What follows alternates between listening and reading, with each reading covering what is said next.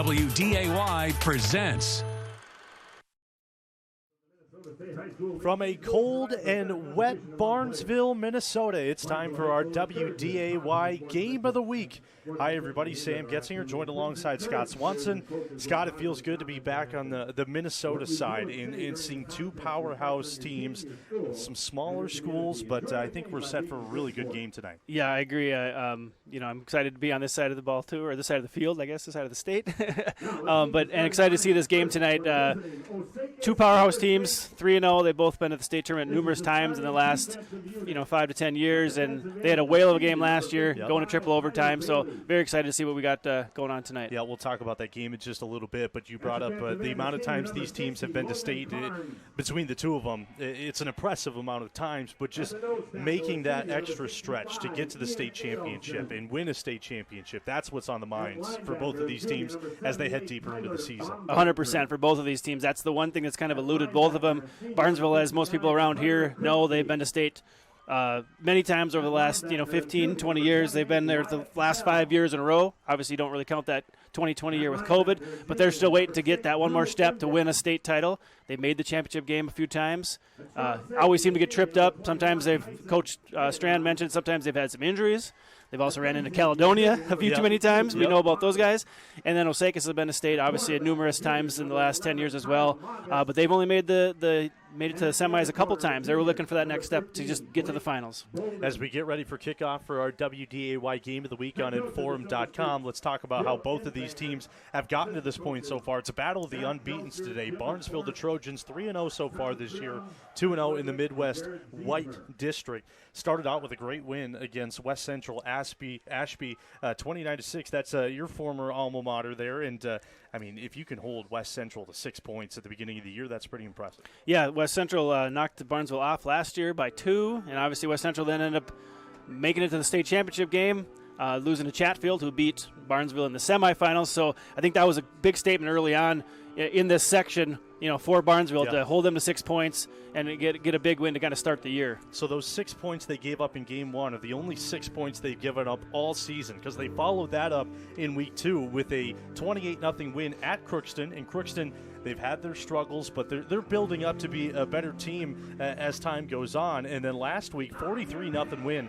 at Pelican Rapids, which you look at the track record so far this year for Barnesville, it's just been really impressive. Very dominating. Crookston is a very improved program, as you said. I know they have Ethan Ball, one of the running backs. I know is getting a lot of looks in college. He may have already signed, I can't remember, but he's a monster in the backfield. And to shut them out, huge effort by Barnesville as well. And then Pelican Rapids, they always, year in and year out, have good athletes. They have good teams. And again, they shut them out, put up 43 on them. So 3 big statement wins early on for Barnesville. And that's not to overshadow anything that Osakis has done this year. They've 3-0, like we mentioned, and they're 3-0 in the Midwest White District as well.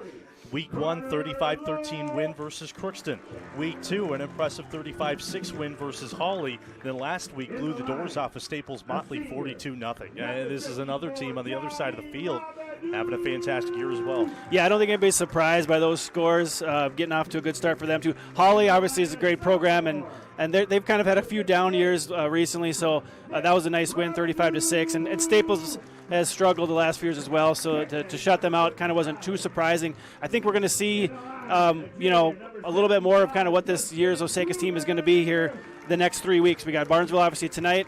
Parker's Prairie, don't know too much about them next week, but then the week after they go to Perham, and Perham's always a solid team in 3A. So I think we'll see kind of what kind of team Osakis is here in the next 3 weeks. And then after that it's West Central, right? Which obviously they've had some good games with the last 2 years. And that's almost the same conversation for Barnesville, because in a couple of weeks you have Detroit Lakes on the schedule, and when you have a team that's 3 times the size, or a town 3 times the size of your school, it's that's never an easy game. And we had Detroit Lakes on our game of the week against Fergus Falls a couple weeks ago, and that's a very impressive team. So just like you mentioned, we're going to see what Osakis is made out of. We're going to see what Barnesville's made out of as well. Yeah, totally. That game in a couple weeks is going to be interesting to see, because I know Barnesville was jacked up to go to that to play them that last year, right? Yeah. Let's see how we can play going up 2 classes. Let's see how we match up against the 4A school.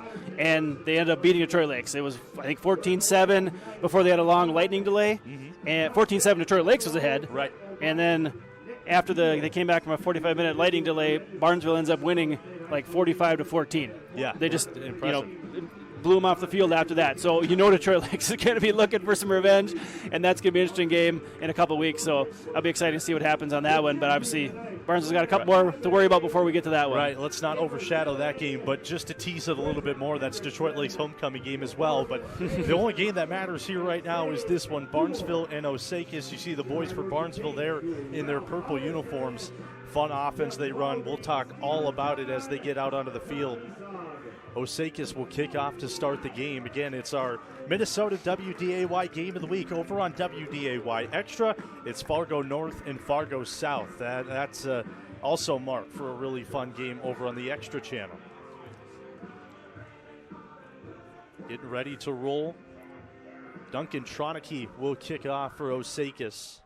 Foreign exchange student for the Silver Streaks out of Germany. Yeah, I talked to Coach Infinger before the game, and he said he's a good athlete. He's a great kicker, but they're actually trying to convince him to try some other positions. But right now, he's enjoying doing the kicking duties, and he's doing a good job at it. Yeah, he is a big body. He gets set to kick off, and things are underway here in the first quarter from Barnesville. It's angled off to Ethan Larson. He'll return it. Crossing the 30-yard line, he's got daylight now across midfield. One man to beat it, Tronicky. What a way to start off the football game. Ethan Larson all the way to the house. It's a Barnesville touchdown. Wow. What a start. And we had a nice view, I'm sure our camera did too, of that hole that Barnesville's kick return team created there for Larson. I don't think Osakis did a great job of kind of filling their gaps and getting into their spots once they saw where he was coming, but give kudos, I guess, to Barnesville's kickoff return team. They had a huge lane for him, and he just had to hit that and turn on the jets. And we just talked about Tronicky being a foreign exchange student from Germany. I don't know if he expected he'd have to make a tackle like that, but he did slow him up enough. But his guys couldn't catch up enough to make the tackle. Gave him a chance to make a play, but again, the American football over in Germany is not the primary sport, and it looks like Barnesville will go for two. Owen Riddle under center. He'll keep it himself, and he's in for the two-point conversion. An early 8-0 lead for Barnesville. That's one way to start off a football game. Yeah, you can't ask for a better start than that.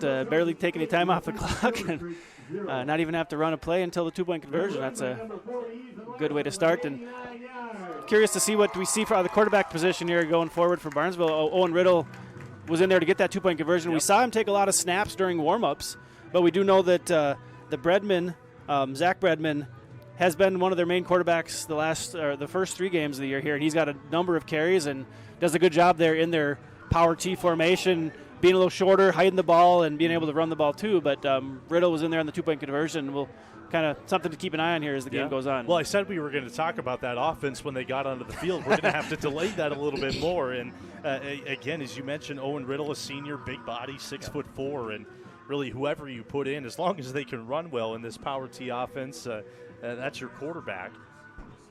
Well, now Barnesville, with all the momentum in their direction, will have to kick it off to the Osakis Silver Streaks. Again, undefeated on the year, not the best start to this game. How much does an opening kickoff return touchdown deflate it a little bit? Well, you're pumped up for the game. Obviously, Osakis is ranked 11th in the state, just out of the top 10 actually, but getting votes there, so they're number 11. Barnesville's ranked number 4, so you're super jacked up for this game, and you give that up to start the game. It has to be deflating, but obviously your offense will get the ball here and get a chance to try to put some points on the board yourself. Isaac Manivel to kick off for Barnesville. Angled off to the left side. Imdick will let it slide by. The ball slides by the returner. Now finally picked up near the 20-yard line and brought down. So that's where we'll see the Silver Streak start on offense. Led by quarterback Kyle Magus and head coach Bill Infinger. And we talked about the game last year between these two teams. It was 28-28.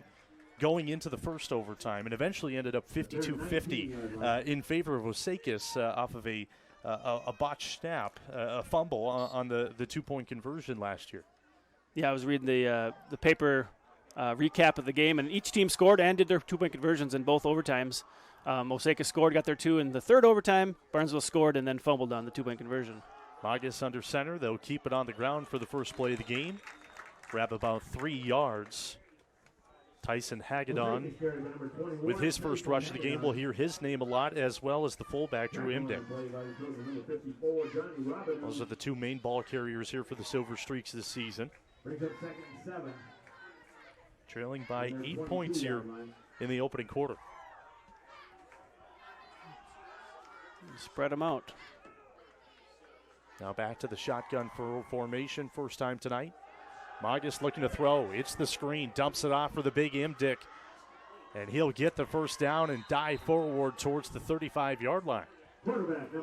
Well, you were asking about the kind of what that how deflating that can be, I guess, on the opening kickoff. And I kind of want to see first. Let's see what happens on the kick return. Maybe we can get a little momentum back, get a nice return, or see what happens to start. Obviously, it wasn't the greatest kickoff return that the Osakis just had, having the ball kind of slip away. But now coming out, running 2 plays, and getting a nice gain there on second down to get a first down, and got to feel good about that, at least even after what happened on the opening kickoff. Right, and able to move the chains against this Barnesville defense, which is probably playing some of their best defense in recent years. Toss out to the right side. Hagedon gets about 4 and 5 yards before he's brought down by Riddle. Yeah, I believe Coach Strand was telling us they've only given up about 60 yards rushing in their first 3 games. So it's got to start on the D-line. Yep. Your guys, obviously, the D-line's holding their position and not getting pushed off the ball, allowing linebackers to, be able to come up and just make the tackles where the gaps are, and that's incredible to only allow 20 yards rushing per game. They're forcing teams into throwing, and especially in certain high schools, certain teams maybe that's not their bread and butter. So to force teams into what they're not comfortable with is pretty important. I have a feeling just 60 yards or 20 yards a game. I don't think that's going to be the case in this one with the way that Osakis is able to move the ball. As we see it right here, Magus with open space outside of the numbers on the right side.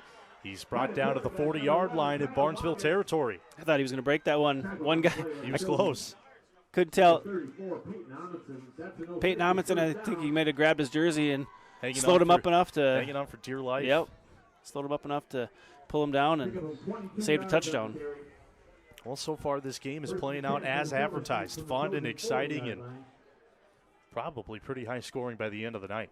Ball at the 40-yard line in the Barnesville territory. Osakis able to move the ball well here on their first offensive possession.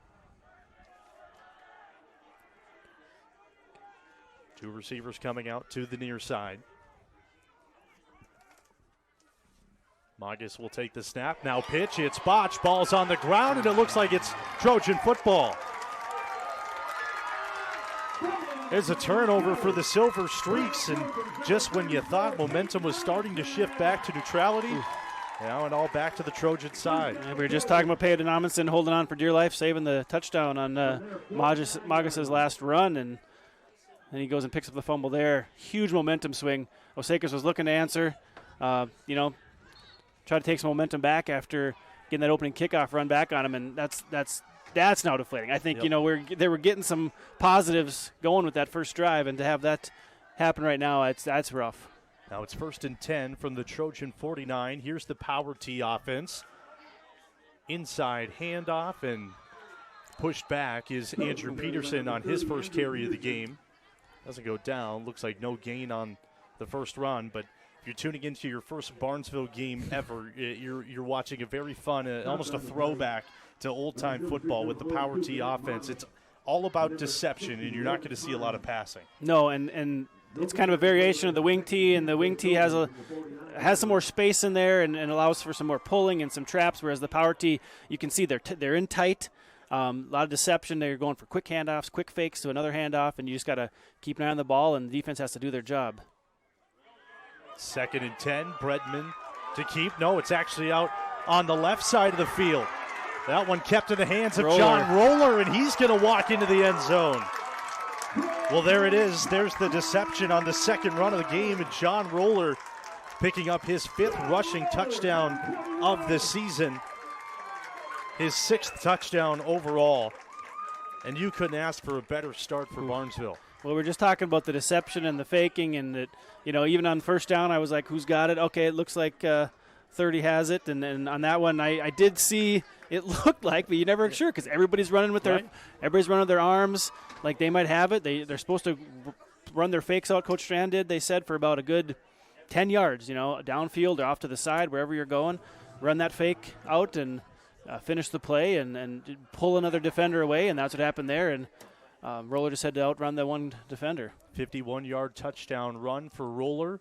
Riddle back in for the 2-point conversion, and Barnesville will convert with ease. It's Roller once again, right up the gut. Now make that 16-0, and we're not even 4 minutes into this football game.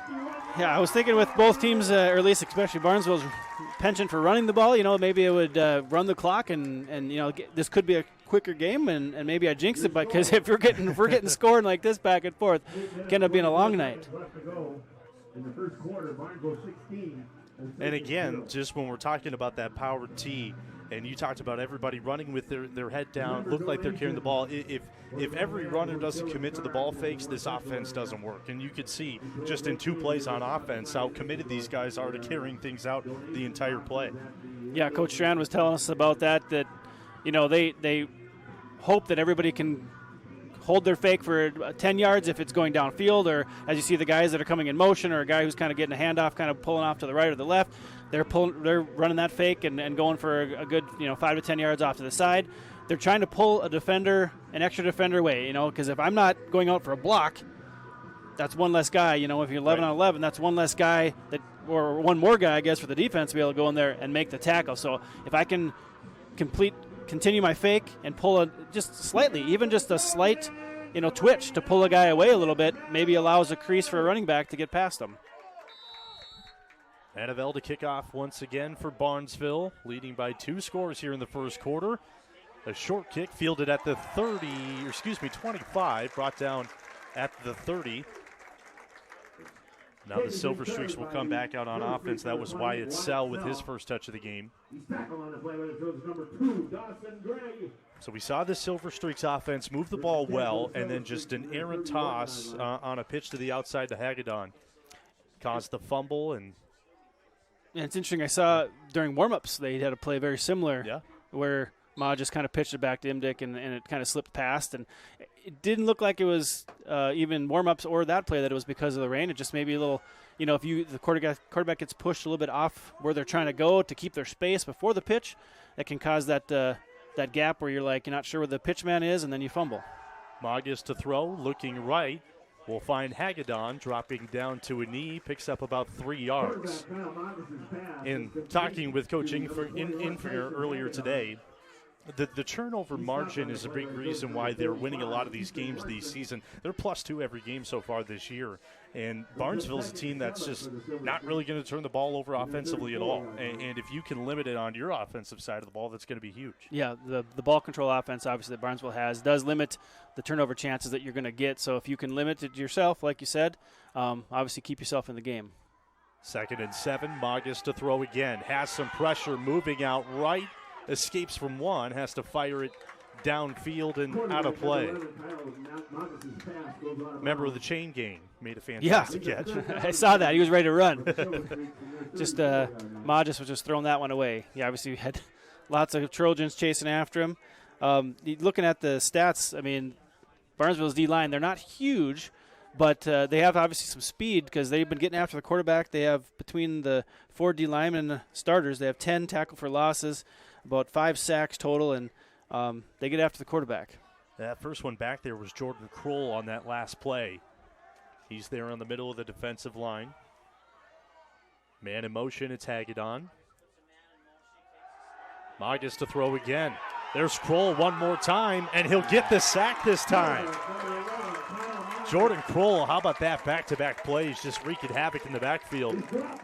That's one of the big things for Barnesville. You can have a high-power offense like you do, but if your defense isn't backing it up, you're nothing. Yeah, we talked about at the beginning of the game, only giving up the 6 points to West Central Ashby to start the year, and have 2 shutouts the last 2 games, and we're kind of seeing it now on probably why that happened. So the Osakis punt unit will come out. Braden Bredman back to receive. He's standing at his own 41. That's where he'll field it. Has some green in front of him. Now left side, full head of steam, and he's pushed out of bounds on the Silver Streak side. And Barnesville's going to start offensively once again up 16 with great field position. Yeah, nice return, great field position. I mean, that's what happens when your defense can hold them.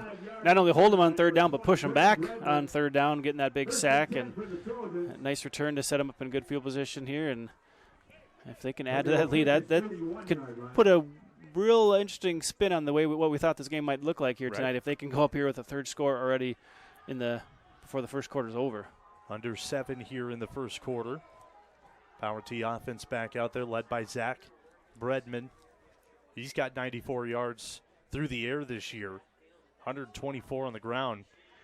He'll keep it himself this time to the left side. He'll pick up about 5 yards.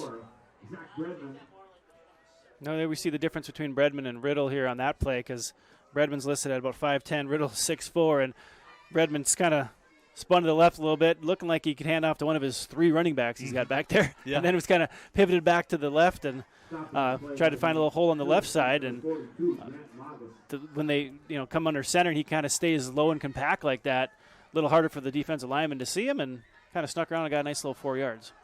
Having a smaller quarterback almost helps a little bit more. That defense, it makes it hard to see. For this offense, for sure. 2nd and 6 here for the Trojans. Bredman hands it off, and they'll get about 3 yards on the play. Making his first touch of the game was Dawson Gregg. Well, that's one thing looking at the Barnesville stats. They don't have a issue handing it off to multiple players. I think they had about 8 guys who are averaging over about 8 yards a carry. Yep. And obviously when they've had a couple blowouts, you're going to have more guys that are going to get in and get a lot of carries. But to have them all averaging over 8 yards shows that they have confidence in lots of different guys. And when you have 3 running backs behind there, it's good to be able to get some new guys in and get some other guys some rest. Well, really the only ball carrier on this offense for the Trojans that's not averaging about 6-7 yards is Zach Bredman, who has it here, and he's brought down. And that's why he's either stuck with these close situations, and he's been sacked a couple of times. That'll drop down the average a little bit. But still, now 130 rushing yards on the season is pretty impressive. We'll see what Coach Strand dials up here.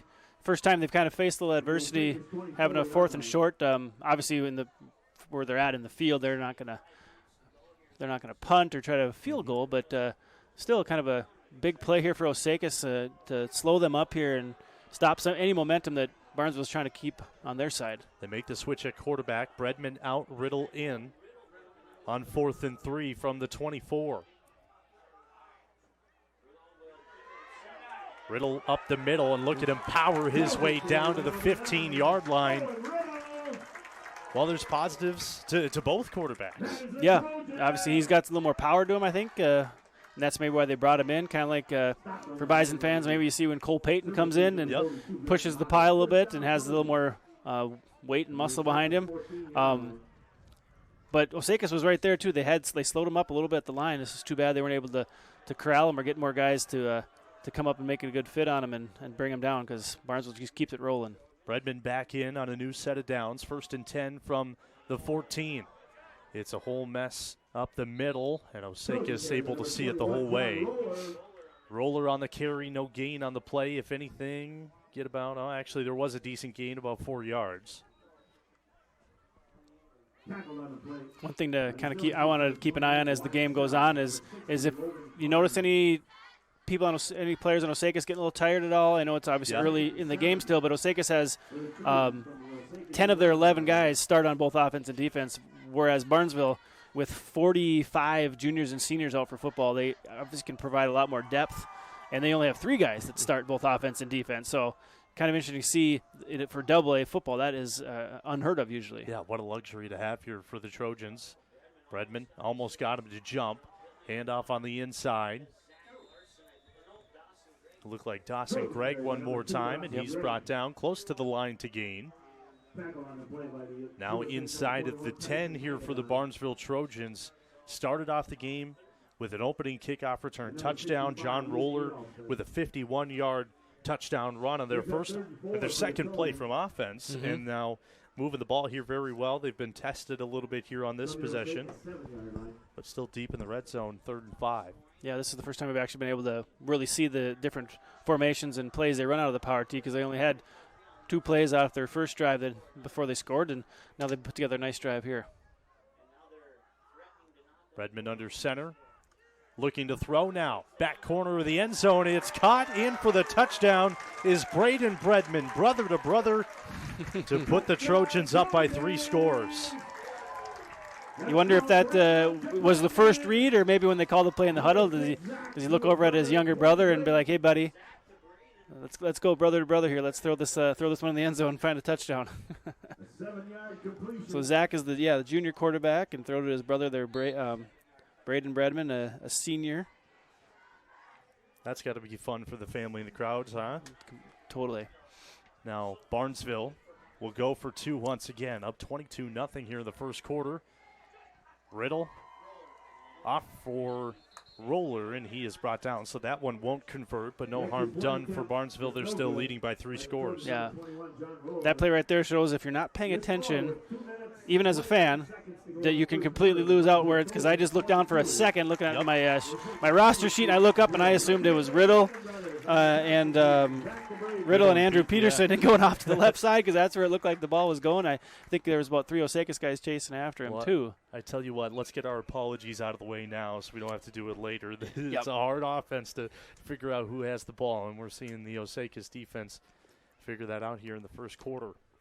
Well, Coach Infinger even said, you need to know your assignment on defense playing against Barnesville like this. You need to know your assignment. You need to, do your assignment well, and you need to trust your teammates that he's doing his assignment too. You can't be worried about if your teammate might have missed the tackle. I need to try to fill his gap, or I need to worry about his guy. You got to know your assignment, know your gap, know where you're supposed to be filling, and trust that your teammates can be doing the same, and that's the only way you're going to be able to slow them up. On that last touchdown, that was Zach Bredman's second passing touchdown of the season. For Braden Bredman, that's just his second reception of the year. So Zach Bredman, 1 for 1 with a 7-yard passing touchdown. Can't complain with those numbers. Good percentage. Now Isaac Mandeville to kick off once again. It's picked up at the 15-yard line on the near side. Now plenty of space. One man to beat for Osakis down the sideline, and they'll run out of bounds. That's a good return for the Silver Streaks.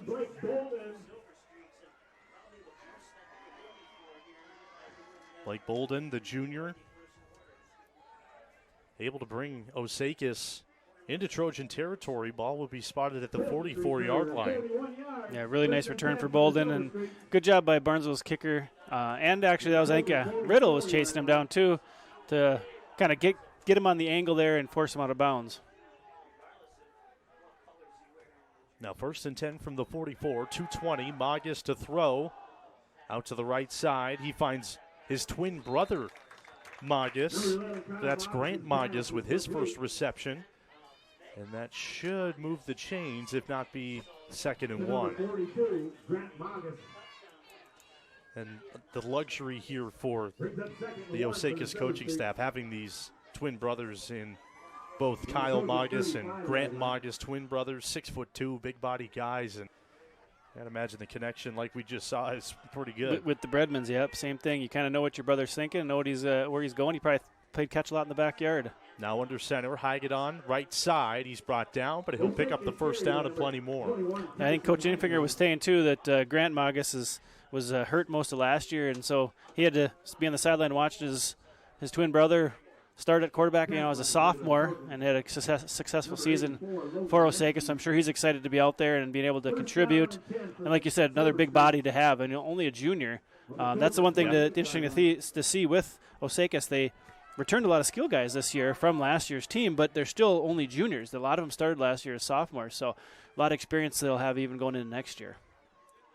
Now 1st and 10, Imdick with the ball, and he is brought down at the 25-yard line. We're starting to see Osakis get back to their routine here a little bit. They punched in the mouth, but a quick recovery is needed here. We have plenty of ball game left. Yeah, I'm assuming that's what the coaches were telling them too, guys. Let's just go out and let's do what we've been working on. Let's not worry about what the score is. Let's go put a good drive together. Yep. And it's not worry about trying to score 22 points here with this next drive. We just got to go do what we do. Run the plays that we've been working on that we know, or they're hoping that will work against these guys, and put a good drive together and try to put some points on the board. 2nd and 7 from the 25-yard line. Hagedon Faking the toss is Magus. He'll keep it himself, close to the line to gain. Stop was made by Aaron Baker. Good open field tackle at the linebacker position. Brings up 3rd and 1 for the Silver Streaks from the Trojan 19-yard line. 3rd and 3 feet to go. Inside of the red zone for the first time tonight. 2-down territory, obviously, when you get down here, so they don't need to worry about trying to just get to 2 yards here, but they might run the clock out here. Yeah, they have time for one more play here in this first quarter. On the ground, that defensive line for Barnesville able to swallow it up and push him back. So that'll be the end of the first quarter. What a quarter it was for the Barnesville Trojans. Started things off with a opening kickoff return touchdown. From there, they were able to get the ball back after a fumble from Osakis, a 51-yard touchdown run by John Roller. And then they were able to hold Osakis offensively once again in that first quarter, get the ball back, and that next drive was capped off for a 7-yard touchdown pass from Bredman to Bredman. The 2-point conversion wouldn't pass on that one, but 22-0. And I don't think anybody really, based off of the game last year, would have thought this was going to come. No, not at all. And Osakis' first time they got the ball, we thought, oh, this is kind of what this game we kind of expected it to be, back and forth.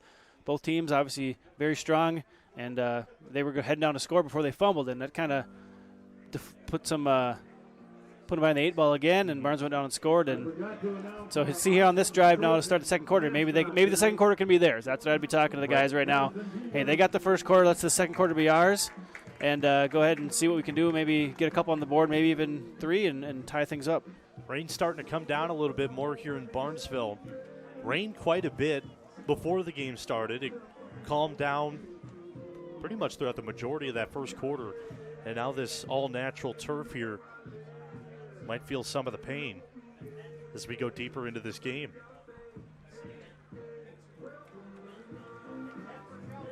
So to start the second quarter, will be 1st and 10 from the 18-yard line for the Silver Streaks. 1st and 10 for the Silver Streaks.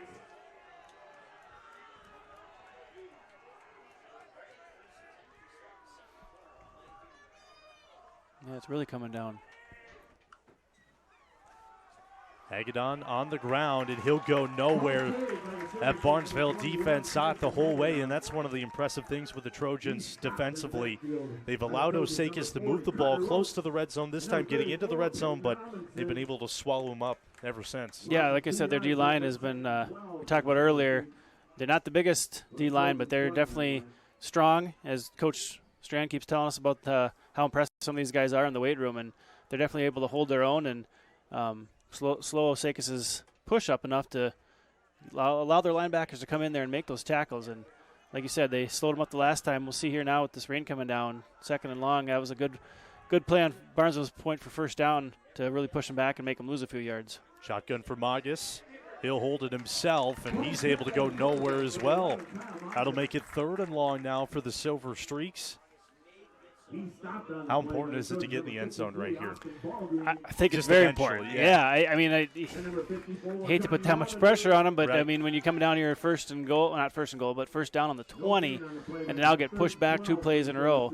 Obviously, they'll have 2 plays to get this first down, but I think it's extremely important to punch something in here now and kind of get a little bit of some positive feelings going on your sideline. 3rd and 12 from the 20-yard line. Magus will be back there with Imdick and Hagedon. 2 receivers on the near side. Hagedon in motion, faking the toss. Pressure coming from the backside. He's got to get rid of it. He'll throw it out of bounds. He was brought down hard after the play as well. But that'll make it 4th. Peyton Amundsen putting that pressure on, and from the get-go, Ma just felt that pressure coming from his left side and had to start flowing this way. Kind of already got off the rhythm a little bit and just had to throw it away. Now the rain coming down, that more than likely would affect the chance for a field goal here. I don't see Duncan Tronicky coming out of the field. Yeah, I think being down 22-0 too, I think you want to take a chance, right? Even if we're throwing it up a little bit, find maybe our go-to receiver and toss it up and just see if somebody can make a play. Whistles blowing. Resetting the play clock. Or are they going to give a timeout for Osakis? You can see the officials wiping down the footballs.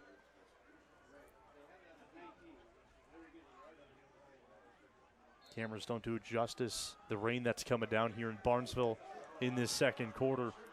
It's 4th and 12. The offense stays out there. Imdick moving to the left side of Magus. Man in motion. It's Hagedon. Magus looking to throw. Plenty of pressure. Here's Kroll. Has to heave it up. It's a free ball. It's caught by Imdick. Oh, right wow. down at the 1 yard line. What a catch. Oof, I just talked about just why not, throw it up and see what happens. I didn't know the play was going to go like that. First off, with Magus getting pressured again. This time it was Jordan Kroll getting in there and just immediately getting pressure on Magus. He got no time to throw. Just kind of flings it up there, and Imdick kind of just float underneath and was able to pull it down. But I think we have a flag now, and Barnesville's guys are an eligible receiver downfield. If that's the case, that'll move the Silver Streaks back, and that's a tough one for the boys in white. It was a late flag, plus it was thrown here down on the near sideline. We couldn't really see it with the Barnesville team right there. So that'll push them devastating. back. Yep. Now keep the ball in their hands. 4th down. Now very long, about 20 yards to go here. So the offense will stay out there. The ball will be spotted at the 25-yard line. 4th and 17 is the official distance to gain.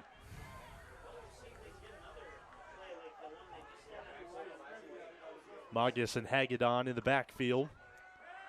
Magus to throw. Now the screen. He dumps it off for Grant Magus and picks up a good chunk, but it's not enough to pick up the first down. That's a turnover on downs. Yeah, it looked like it could have been like a middle screen of some sort, a tight end screen.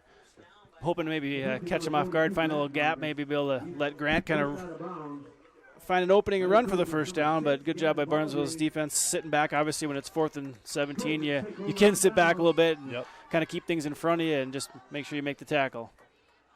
22-0 lead for Barnesville. They'll have the ball again, this time traveling right to left. Dominant first quarter. We'll see what they can do here in the second frame. Zach Bredman back in. He's under center.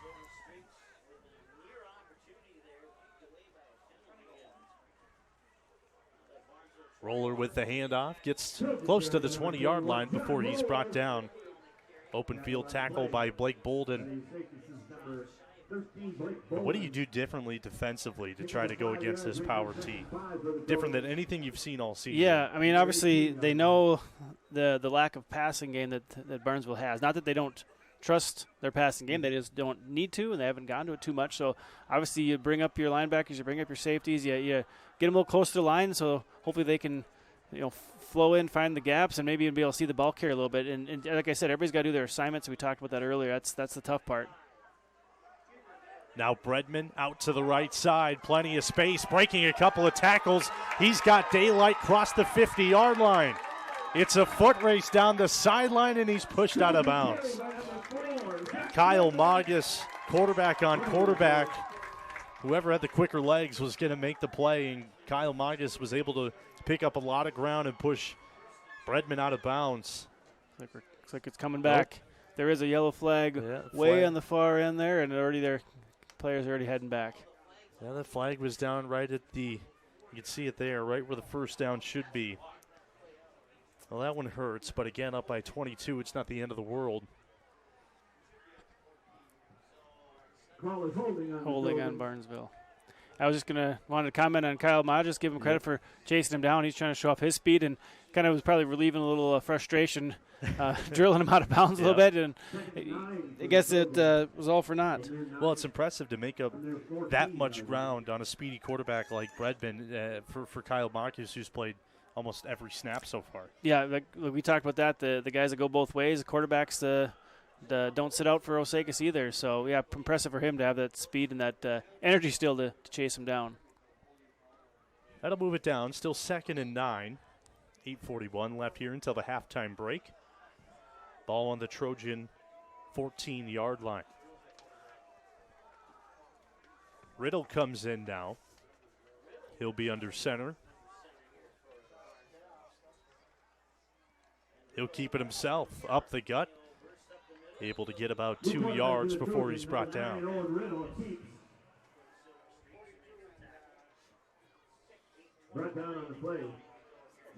So Owen Riddle will come in for one play, and now he's back into the sideline.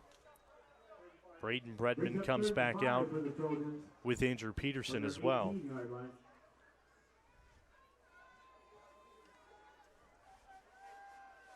Third and 5 here for the Trojans.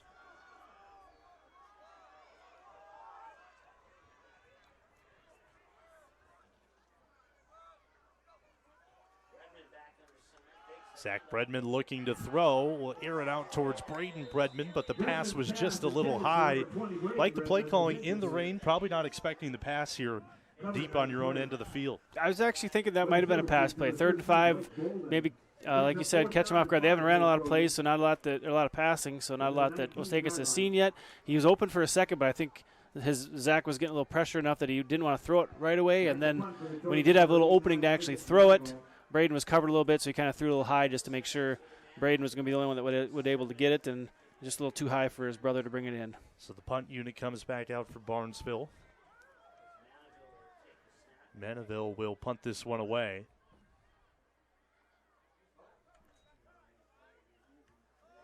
He's able to get it off. It's a great punt, crossing midfield, fielded at the 40-yard line, and almost nowhere to go is Kyle Magus doing the punt returning as well. Yeah, not too often you see the quarterback doing the punt return, but we saw his speed a couple plays ago chasing Bredman down, so obviously he has the speed and obviously the quickness that they want him back there to make some plays. You know, it's a luxury when you don't have to have a lot of guys play both ways, but and you can attest to it probably, but having the ability to play the full game is probably pretty fun at the high school level, huh? Completely, yeah. I mean, I was at a West Central area as my high school, and we're exact same class as these two, and so we played both ways. Most of our guys did as you get to your senior year, and I wouldn't have had it any other way. I loved playing both sides of the ball, and I think that was the funnest part of it. Agadon on the ground. He'll get about 3 yards before being brought down. This is a full pursuit Barnesville defense when they see the run coming. Yeah, it was hard to kind of find out who maybe was their standout on defense because everybody was pretty even on their tackles. Obviously, they bring in a lot of guys when they were ahead in their other games by a lot, but most of the guys, at least on the starting D-line and the linebackers, all kind of are in between 5, 6, and 12 tackles. So obviously it just shows that they all get to the ball well and kind of spreads things around. 2nd and 9 for Osakis. Magus to throw. A lot of pressure. Will fling it towards Grant Magus, who makes the catch and is powered out of bounds. Tackle was made by Braden Bredman. A lot of dancing around Kyle had to do actually to get to his brother Grant for only about a 3-4 yard gain. It kind of felt like the official could have gave him an extra yard or two maybe on forward progress, but only gave him, I think it was about a 3 yard gain. So I'm waiting for them to maybe pop one a little further. Obviously, Kyle looks like he's got it the arm. Maybe doesn't have the time right now to actually find somebody a little further downfield. Every time he's dropping back to pass, he's got pressure in his face almost immediately. I think the rain plays into effect of that and that too, completely, Yeah, getting a good footing and being able to actually get a good grip on the ball to throw it. Play clock running down at 1, and the flags will come out. We saw Silver Streaks run up to the line. I don't think they realized how much time they had until they broke the huddle, so that'll push them back a little bit. Shoot, we haven't really seen the play clock come into play yet, or be a factor yet. Anybody getting that slow? So I was kind of surprised all of a sudden when they rushed to the line. I don't know.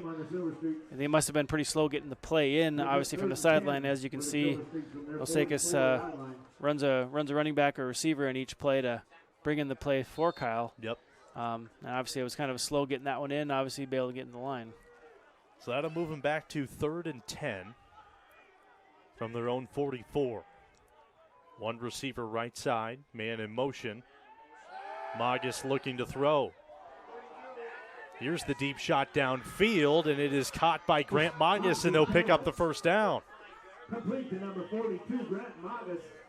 That connection between the brothers is working out really yeah, well for him. he's looking for him, and he obviously trusts him enough to throw it up and have faith that he's going to come down with it. And he did there. He was defender right on him, and he was able to pull it in. That huge play for Osakis to kind of get a new set of downs, keep this drive moving.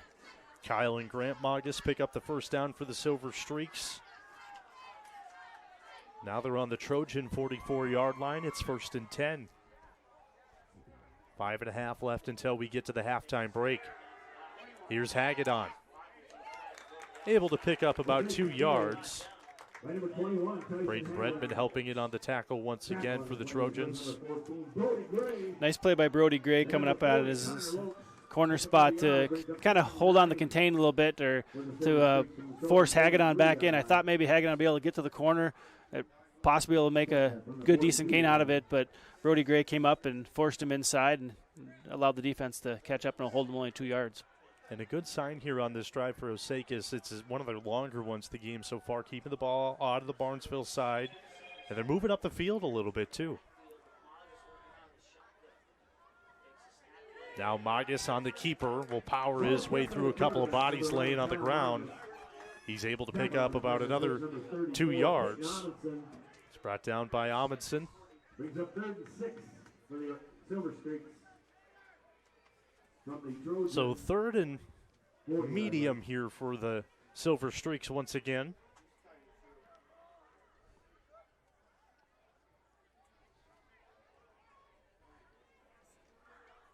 We've seen the connection between Kyle and Grant Magas work out well here a couple of times in this first half. Not too many others with reception so far. 3 receivers out to the left side. Here's the screen, and that one falls to the ground and bounced back up into the hands of Wyatt Sell. Yeah, he was selling it. It looked like he had it from here, but it must have just bounced right back up to him. Obviously, that was a screen, so it's a little different with Kyle Magas kind of backing up to kind of pull those D linemen towards him a little bit more. But even on some of the other pass plays, he's really backing up a lot more. Yeah. Even when the pressure hasn't been there, I'm waiting for him to kind of have a little more time to maybe step into a throw, and that's what I'm waiting to see one downfield a little bit. But he just hasn't had much time, and he's been pressured so much. I think he's getting nervous, and he is backing up way further than he has to, and he's just slinging it out there. Right. Timeout on the field here by Barnesville. And you bring up a good point. It's not so much of the 3-step drop here, but it's almost like a 5-7 a couple of times just to get away, and have to attest that to the Barnesville defensive line, who's getting into the backfield very well. Yeah, they're playing really well, and Osakis' offensive line obviously is struggling kind of holding them in place. I'm not sure if that's a speed thing for Barnesville. I know we talked about it earlier with their D-line, most of them right around that 190, 200-pound mark. So they're not the biggest guys, but obviously speed-wise they're able to get right around Osakis' offensive lineman and get right to the quarterback. Well, and the lineman for Osakis coming into the year, when talking with head coach Bill Ingfinger, he said that was their biggest question. And they played very well to start off the year. They were able to rush the ball very well throughout their first 3 games, and I mean, you're just running into a very high-powered defense like we've been talking about, but you can't attest this first half to this offensive line for Osakis, really. Yeah, that's true. I mean, they like you said, they that was their question mark coming in. They had 3, I think he said, or 4 of their 5 were new guys. 3 of them were seniors, though. They just had they were stuck behind another starter from last year, so he knew he had some good senior experience there. He just had guys that hadn't had a lot of starts behind him, so he was happy that the way they played in the first 3 games. But yeah, I agree. You can't really completely put a lot of this first half on them. They've had the kickoff return. Barnesville had some really good field position on another drive, and Osakis has had some good drives. They've just unfortunately stalled a couple times, and they had that real costly fumble in the first quarter. Big 4th down with 6 yards to go. Kyle Magas looking to pass. Plenty of pressure there again. Found his brother Grant, but it drops out of his hands. There is a flag on the far side of the field. Peyton Amundsen in there again. I think that penalty is on Osakis. But Peyton Amundsen has been in the backfield all game and put a little pressure on Kyle Magas, and still he had a good play. He had a good throw over to his twin brother. He just wasn't able to hold it in. You wonder if that was possibly – it was a penalty on Barnesville. At first, originally, I thought I saw the official pointing Osakis' way, but Nice break for Osakis getting a first down. Yeah, it's a on the huge penalty. break. Defensive pass interference was the call. New set of downs, and that's going to move them deep into Trojan territory here with just under 4 left until we get to halftime. I was waiting to see the end zone replay on that one to see if it was really really pass interference. It's tough to tell up here, you know. Got to wait till the playoffs for that one. Yeah, those tight bang plays are tough to see pass interference from up in the press box. On the ground for the Silver Streaks. That was Drew Imdick. Make it second down and about 7 yards to go. Let's see if they can take advantage of this nice break they just got. Obviously only a couple minutes left here before halftime, and see if they can finish off this drive. It'd be huge momentum going into halftime, at least if they can get some points on the board. They obviously played much better here in the second quarter, been able to, at least on offense and on defense, I guess, and it'd be huge momentum here if they could get some in. Have chewed off about 4 or 5 minutes of clock here in the second quarter just on this drive. Whistle blows, and I believe this may be on Osakis. False start is the call, so that will move them back. False start on the Silver Streaks.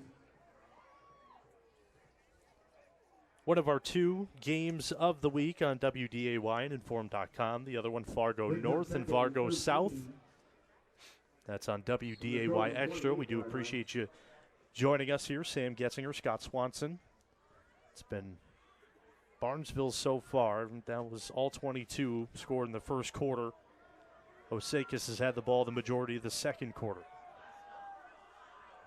Second and long, 13 yards to go from the Trojan 28-yard line. Magus with pressure again. Fans wanting a hold, but they almost got the sack. Magus was able to get away, and that was Peyton Amundsen again. I'm seeing everything that the Barnesville fans were seeing. It looked like a clear hole, but the referees didn't see that as well. Yeah, I think we had a lot of stripes up here on that one or a lot of fans that would have loved to have put the stripes on to be out there for that one. Not sure what the official where his head was at, but obviously he didn't see what the angle that we saw from up here. It looked like he kind of got the Barnesville defender kind of got pulled a little bit to the side, but maybe it was quick enough and the official wasn't able to see that. Well, and that's another one where Jordan Kroll and Peyton Amundsen have just been wreaking havoc on that line. They've been dominating their assignments there up front. Third and long. Magus to throw again. Pressure coming one more time. He's got to get rid of it. Wobbly ball. It's caught by Grant Magus. Did he get the first down? I think he did. Awfully close. When in doubt for Kyle Magus, find your twin brother. That's been the name of the first half here for the Osakis Silver Streaks. Yeah, there's obviously some connection there. Not surprising being twins, but just to throw it up and find him somewhere. Grant knows kind of the spots where he needs to go for him to get open, but he was just a little bit short here, so big fourth down. 1 yard to go. Ball was officially spotted at the 16-yard line, and as you mentioned, getting into the end zone here before the half would be huge. 5 seconds on the play clock. 3 receivers right side for Magus. Looking to throw, quick one. It is caught by Hagedon, enough to get the first down. So that will move the chains. First down, Osakis. Pickup of about 3 yards. Kind of a scary call there on 4th and short to throw it to the far sideline, but nice completion. They have run the ball not effectively enough that I thought maybe they could get one through the line there, but nice pass play either way to Hagedorn. First and 10 from the 11-yard line for Osakis. Trailing by 22 points here in the second quarter. Sell in motion. Imdick will get the ball right side. Braden Bredman able to make the tackle down by the legs. A little slow to get up, but looks like he's okay.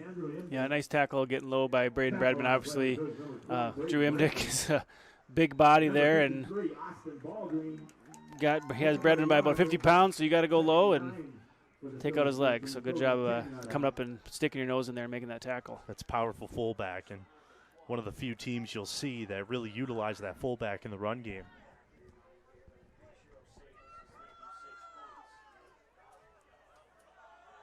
Just a minute left to go before we get to halftime. It's 2nd and 9. Blitz coming. Good block picked up there by Imdick. Now Magas still on his feet towards the goal line. Looks like he'll be brought down just shy at the 1-yard line.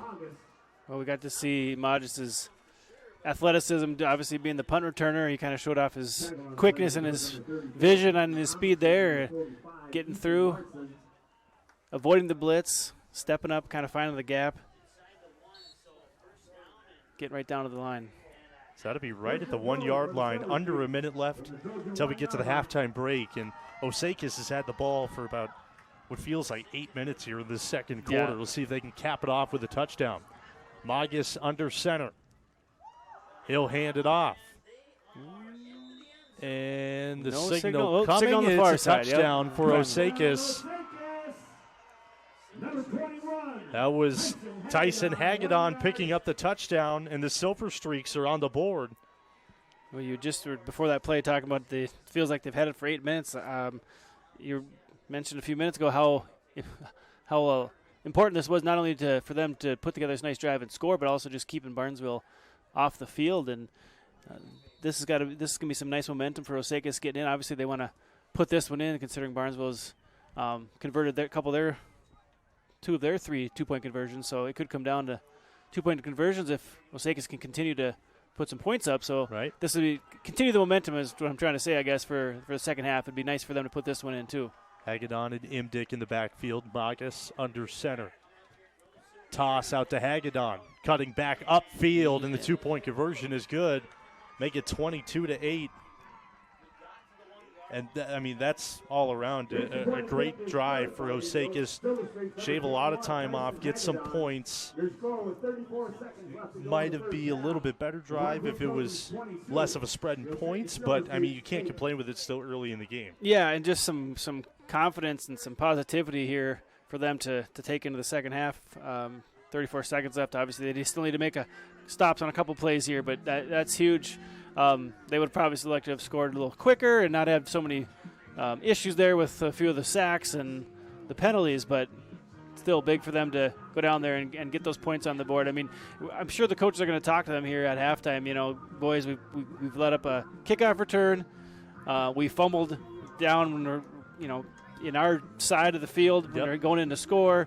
Gave them a short field on a nice punt return they had. You take a couple of things away here, and they are, it's a 1-score game versus a 2-score game, and remind them here that we're right in that, we're right in this game, and you never know what can happen in the second half. Right. It's still within striking distance for Osakis, and again, gonna knock on wood and hope it doesn't happen tonight. But last year's game, 3 overtimes, it was 28-28 going into the first overtime. Talking with both coaches, they don't want that again this year, but it'd make for a fun football game, that's for sure. Yep. Duncan Tronicky will kick off for just the second time tonight. Last time it was a kickoff return touchdown for the Trojans. This one kept on the ground, trying to kill some clock. Braden Bredman will pick it up, and he's just shy of the 40-yard line. Even 30 seconds until we get to the halftime break. What do you think the game plan is? Just run out the clock or just see what the offense can do? Well, obviously with the offense that Barnesville runs here, with this, you can't call it trickery because it's just their offense, right? The fakes that they put on with this power T, I think they can just run their normal offense, and who knows? They have shown that they can pop off big plays pretty easily. So, run a couple and maybe get to the line quick. I think they got 2 timeouts left here, so plenty of time to just try some of their normal stuff. Bredman in the game at quarterback. He'll keep it himself. Out the right side, dancing his way towards the first down marker, and it looks like he'll move the chains, so that will stop the clock. We've talked plenty of time about how we've gotten tricked and how they trick Osakis on that one. Part of it, on that play, I could tell that Zach had the ball, but I could see why you'd think that maybe he handed it off to his brother because when Zach hands it off and he kind of hides it, he pops back and his head actually spins around almost like he's looking at his brother to see like, oh yeah, I handed it off to him before he hits the hole. So it's just so impressive how much they commit to these fakes. And when we were talking with Coach Brian Strand, he said they got a lot of the concepts for this offense from Elk River, who's been running this for a very long time. Yeah. And I mean, they've been one of the best teams in the state, in the bigger schools in the state of Minnesota. So a couple of years ago, the coaching staff from Barnesville sat down with the coaching staff for Elk River, and I found that to be pretty neat because they're not going to play each other, down the road. So why not share some wisdom? And because Coach Strand said they ran the wing tee for a number of years, and they lost to Caledonia down in I think it was in the semifinals back in 2017, and he said so they hung around and watched some of the other semifinal games and watched Elk River, and then it's a version of what they were doing, but a little differently, and they call it the power tee versus the wing tee. So they went and met with them at a clinic, and then went down the next summer to kind of sit down and talk a little bit more to kind of learn some of the finer details of it, and now they've been running it ever since here the last 4 or 5 years. And that biggest finer detail was the ball fakes, carrying them all out. And he said the fun thing about this offense is all 11 guys on the field are involved in some way. 1st and 10 from the 49-yard line for the Trojans. Owen Riddle came into the game after the timeout. That'll make it 2nd and about 7 yards to go, and another timeout for Barnesville. Well, speaking of Elk River, I've seen them run their power tee a few different times. On TV, obviously, when they made it down to the U.S. Bank themselves, but also when they came up and played Moorhead a couple years back. And if you're on the sideline, now we're in the press box, obviously, we could have a little better look, but I was watching from the sideline, and when you have defenders flying around and you kind of get a look to see what the defenders have to try to see. Offensive guy going this way, offensive guy going that way. Somebody's coming up the middle. Quarterback might have it hiding on his hip. I had, from where I was, my vantage point during that game, I had no idea who had the ball half the time because of them handing up or following through with those fakes. Right. Everybody's got their arms up, and obviously then the ball carrier. They, a lot of times you see the running backs hold a little lower into their belly. Even the ball carriers here, I think they try to have it up a little higher. Yeah. Because that's what the guys are doing on their fakes too, right? Not everybody's bent over, really hunched over far, because you got to run. Right. They want that momentum downfield as fast as they can go. Like Coach Strand said, they want to get downfield fast, so they kind of hold up a little higher. And that's just interesting. It just everybody is doing it. You can't see what the heck's going on. 2nd down, 8 yards to go. Riddle back to the game. Deep ball coming. Braden Bredman, dropped the ball. Blame it on the wet conditions, but that was a for sure touchdown for Barnesville before going into the halftime break. Braden Bredman, it looked like he had Bolden beat by a couple of yards. And again, the rain is still coming down here in Barnesville. Yeah, that's one of those times you might have said almost too wide open, right? You're waiting, you're like maybe you look into the end zone before it's even in the basket or before you even get it in your arms. And now a timeout for Osakis, and you got to imagine the coaching staff might be saying with 8 seconds left, we've already seen a shot downfield. Let's push some guys back into coverage a little bit. Yeah, let's be careful here a little bit, guys, right?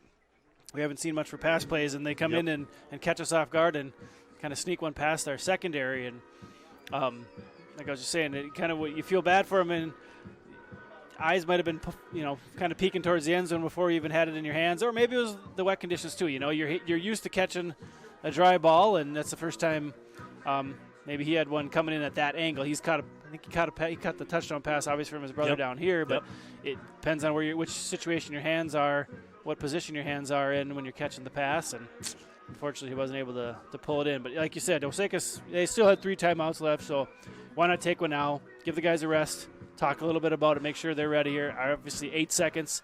Keep stuff in front of you. Right. Well, obviously, the last thing you want to do with 8 seconds is give up a score before the halftime break, because then you got to sit on that for about 15 minutes. Correct, yep. And so I think they're telling the guys, let's get back a little bit. I think they do have their safeties way further back than they normally do. Yep. Obviously, when they're up trying to manage that power tee, but they're putting back a little bit further and watch for the pass. Looks like both Moguses are back there. Riddle's still in the game. 3rd down, 8 yards to go. Riddle to throw once again. Stepping up in the pocket, has plenty of space. Airing it downfield and well past his intended receiver as it landed out of bounds. Isaac Manaville was the intended receiver. He's been doing the kicking today for Barnesville. He's listed at 6'7", 220, so I would have him in and just throw it up to him as well. You might need to try to get 20 yards on the sideline. Well, that ball went out of bounds with just 1 second left, so they have time for one more play. Trojans were getting ready to head to the locker room, but they have time for one more on 4th down. Yeah, why not throw it up? Riddle will stay in the game. He's been their passing quarterback here.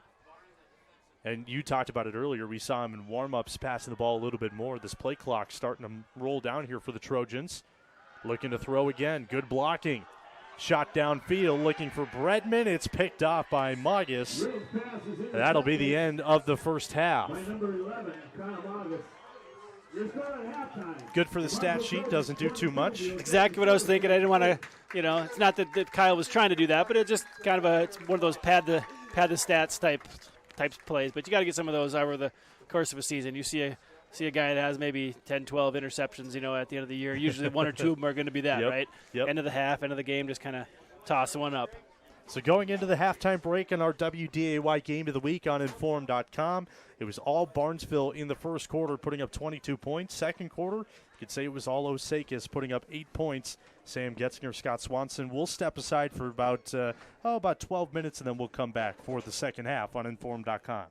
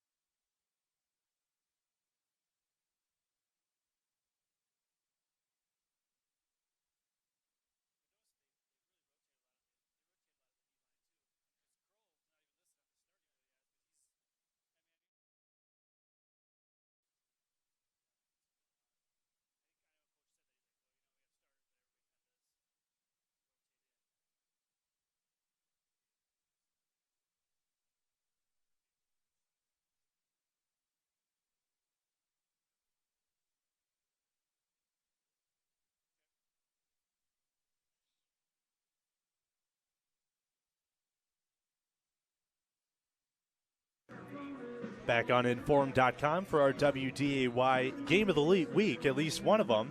This one over on the Minnesota side. Barnesville leading Osakis 22-8. It's been a really fun game so far. Barnesville, the Trojans, dominated the first quarter. Started off the game on the highest note you could have with a opening kickoff return touchdown. From there, Osakis was able to move the ball pretty well following that touchdown, but then just an untimely fumble brought Barnesville back to the 49-yard line. That led to a 51-yard touchdown run by John Roller on their second play from scrimmage. Barnesville was able to get the ball back. 7-yard touchdown pass from Zach Bredman to Braden Bredman. That put them 22-0. And then in the second quarter, Osakis was able to chew pretty much all the clock off in that quarter. At least that's what it felt like. And they capped it off with a 1-yard touchdown run to make it 22-8 as we get ready for the second half. Sam Getzinger joined alongside Scott Swanson. And Scott, anything else that you could attest to that second quarter? And now Osakis is going to have the football and an opportunity to make it a one-score game if they can move the ball quickly. Yeah, I was just going to say that one thing I hadn't thought of there at the end of the second quarter is Osakis gets the ball to start the second half. So even more important that they got that momentum, got that score, and to know that, hey, we're going to get the ball again to start. And the second quarter, things were working. We had put together a long drive, guys. We got to stay positive here and, go out and punch another one in, and we're only down by one score. So that was hugely important for them to go get that first one. And kind of, I still think that they probably need to stick a little bit, not stick to the game plan or stick to their running game, but I think they need to still mix in their plays a little bit more in the run game because they were just kind of basically letting Kyle Modges just kind of roll back or flow back and toss it up, and they got lucky on a few pass plays, and they had a penalty that kind of kept the drive alive, and I think they just kind of need to get back to their game plan. I'm sure they'll try to do that too. They got a whole quarter here and get to start off with the ball first. Isaac Manivel to kick off. Caught by Bolden near the 20-yard line, and he'll push it to the 30, and that's where the Silver Streaks will start on offense here for the first time in the second half. Now the rain has subsided here as we start this second half as well, and maybe that could affect the passing game, not just for Osakis, but even for Barnesville here in this third and fourth quarter. Yeah, only have to deal with, obviously, the wet grass now. Thankfully, don't have to deal with the rain coming down on them, and the officials do a great job on trying to keep the balls dry as much as they can, getting new balls in that are getting dried on the sideline, so hopefully that doesn't factor in. Hagedon first time in this third quarter. Goes nowhere. That defensive line for Barnesville strong, opening things up here in a new fresh 12 minutes. Second and 10. Smigus gets the play call. Hagedon was the one with the touchdown for Osakis in that second quarter. 1-yard touchdown run. He also capped off the 2-point conversion as well. I'm really curious to see if we'll get some other receivers into the mix here. Obviously, Modges was going a lot to his twin brother, Grant, that first half. I'm thinking they'll be keying on him a little bit more, so somebody have some other guys open. We'll see if he does that here. Amundsen applying pressure. Modges out of the pocket. He's able to get about 6 yards on the keeper, making something out of nothing. Receivers were blocked up downfield. It looked like his initial target was Ben Berger, but he was covered pretty well. Yeah, looked like he was trying to go deep here along the near sideline and didn't have the time. Obviously, he hasn't had much time at all the whole game, and once again didn't quite have enough time to even plant his foot and throw it up there, so he had to tuck it and run and made some good yardage out of it. And I don't know if it's just being tired or what, but I constantly see Kyle Modges kind of head down or moving around a little bit, trying to keep loose. Looks like he's getting banged up out there pretty good. Right, him, and the same can be said for Grant Modges. Seen him kind of limping just a little bit. He does have that knee brace on his right leg. They'll keep it on the ground and pick up the first down. They needed one. They got about 3. That's the first down for Osakis. I know we talked about in the first half, but it's something I really want to keep an eye on here in the second half is, like we just talked about, Kyle getting kind of looking like he's limping, and Grant there limping a little bit as he goes back to the sideline. Kind of what Osakis' guys, how they're, how they're reacting and to the physicality of this game. Near the end of that second quarter, they were putting a long drive together, but they were looking tired themselves. Obviously, you get the defense tired, but they were looking tired themselves. They've had halftime to kind of get their wind back underneath them. We'll see if they can kind of keep that keep that momentum and that energy here for the second half. 1st and 10 with 10 minutes left here in the third. Magas to pass, trying to step up, gets away from the pressure. Still plenty of time, and we'll just throw it out of bounds. Time was running out quick.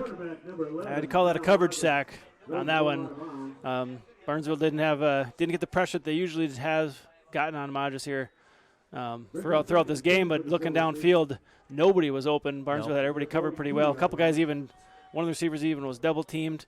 Looked like he was trying to go to his twin brother again. At least he was looking this way, maybe on a kind of a deep comeback route, but it would have been a long throw, so I think he decided to kind of scramble a little bit and then just threw it away. Well, that's about the third or fourth coverage sack of this game for Barnesville.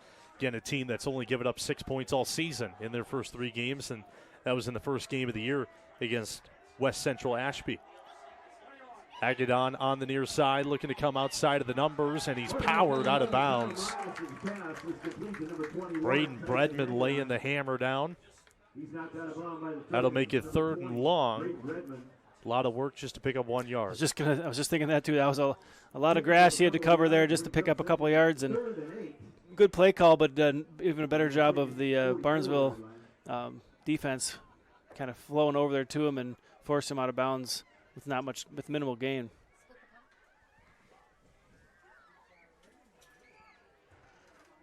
So they'll give him one more. It's 3rd and 8 here from the 44-yard line. Quick hurry to the line, 5 seconds on the play clock. They really do let that go down. Magas surveying options. Rolling right, a lot of pressure, has to let it fly again. And that one's thrown out of bounds. And we've said it time and time again, this defensive line is just overpowering the Osakis O-line. Yeah, I think Osakis needs to have a couple quick pass plays brought in and just decide on something that we can get the ball out of his hand quickly. Get a little crossing route here or there where Kyle can just 3-step drop and plant, or if he's in the shotgun, just quick throw because he's just constantly backing up and just kind of ended up getting pressure, and it's not having enough time to even plant his foot and throw it. So 4th and 8. Kyle will stay out there to punt for Osakis. Looks like Bredman is back to receive. Braden Bredman to receive for Barnesville, as this one will land out of bounds at the 25-yard line. Good punt. Obviously not the drive that Osakis wants. You want to go down and continue that momentum from the second quarter, maybe punch another one in. But a couple first downs they had on it, and nice punt to at least pin him down there at the 25. So I may be mistaken. That was either the first or second punt of the game for Osakis. Second, because Bredman did have that one nice return that got Barnesville in a good field position for their second touchdown of the game. So, yeah, only their second punt. Now you see a lot of those Osakis guys stay out on the field, play defensively here against this power T offense for Barnesville. First time out there in this third quarter. It's up the middle. And again, I thought Bredman had it the whole time, and he was thrown back near the 20-yard line. And I was looking over at Peterson there on the far end. And it looked like Braden Bredman had it the entire time and is able to move him up to the 30-yard line. We haven't really seen him at much from this angle yet coming on offense, because in the first quarter they had it down here so much more on the more on our right side, and then obviously in the second quarter they were coming from right to left on us, and we haven't really seen him this far on their side of the field here, coming left to right. Like we said, it's a fun offense to watch when you know where the football is. When you don't know where the football is, it gets a little frustrating. That'll make it 2nd and 6 from the 30. And another one up the middle. No gain was picked up. John Roller had it that time. No gain on the play. You don't know if Osakis' D-line just got lucky that they all converged on the one guy they thought they had it, or they read that play quick enough to not get tricked out by any of the fakes.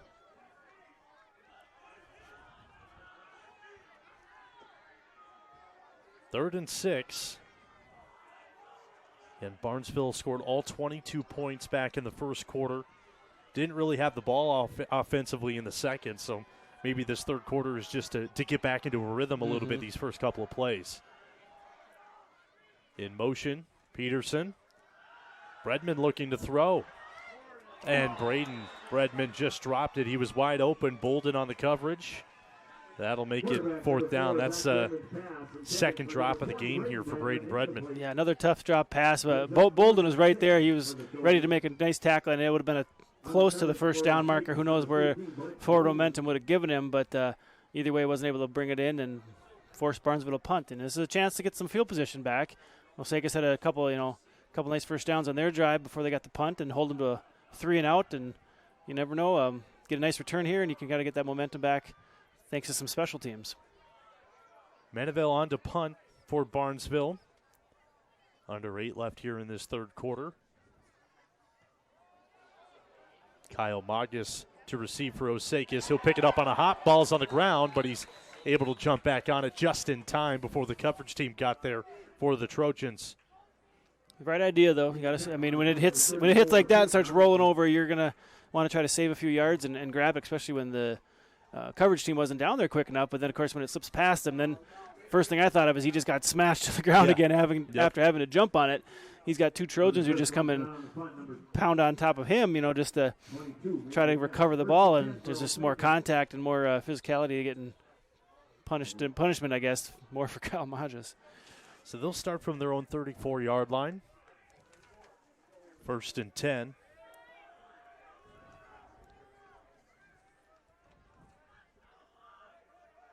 Two receivers left side.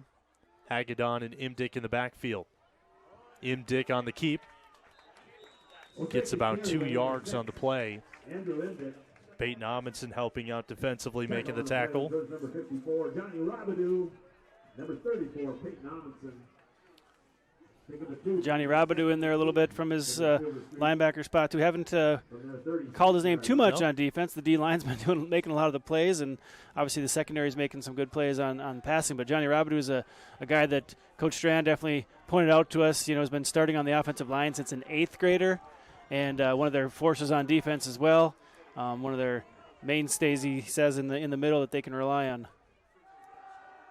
Magus to pass, able to dump it off to Bolden on the right side. Gets a good chunk of yards, but not enough for the first down. That will keep the clock moving. And Rabidou, as you mentioned, his brother Nick Rabidou on the line as well. And these guys, those two are, I believe the number was 31. Yeah, 31 kids that benched over 200 pounds on the first day of football this season. That's a testament to the strength program here at Barnesville High School, which is actually led by head coach Brian Strand. But, I mean, that's impressive stuff, and you see the strength on all these kids when they play both sides of the ball.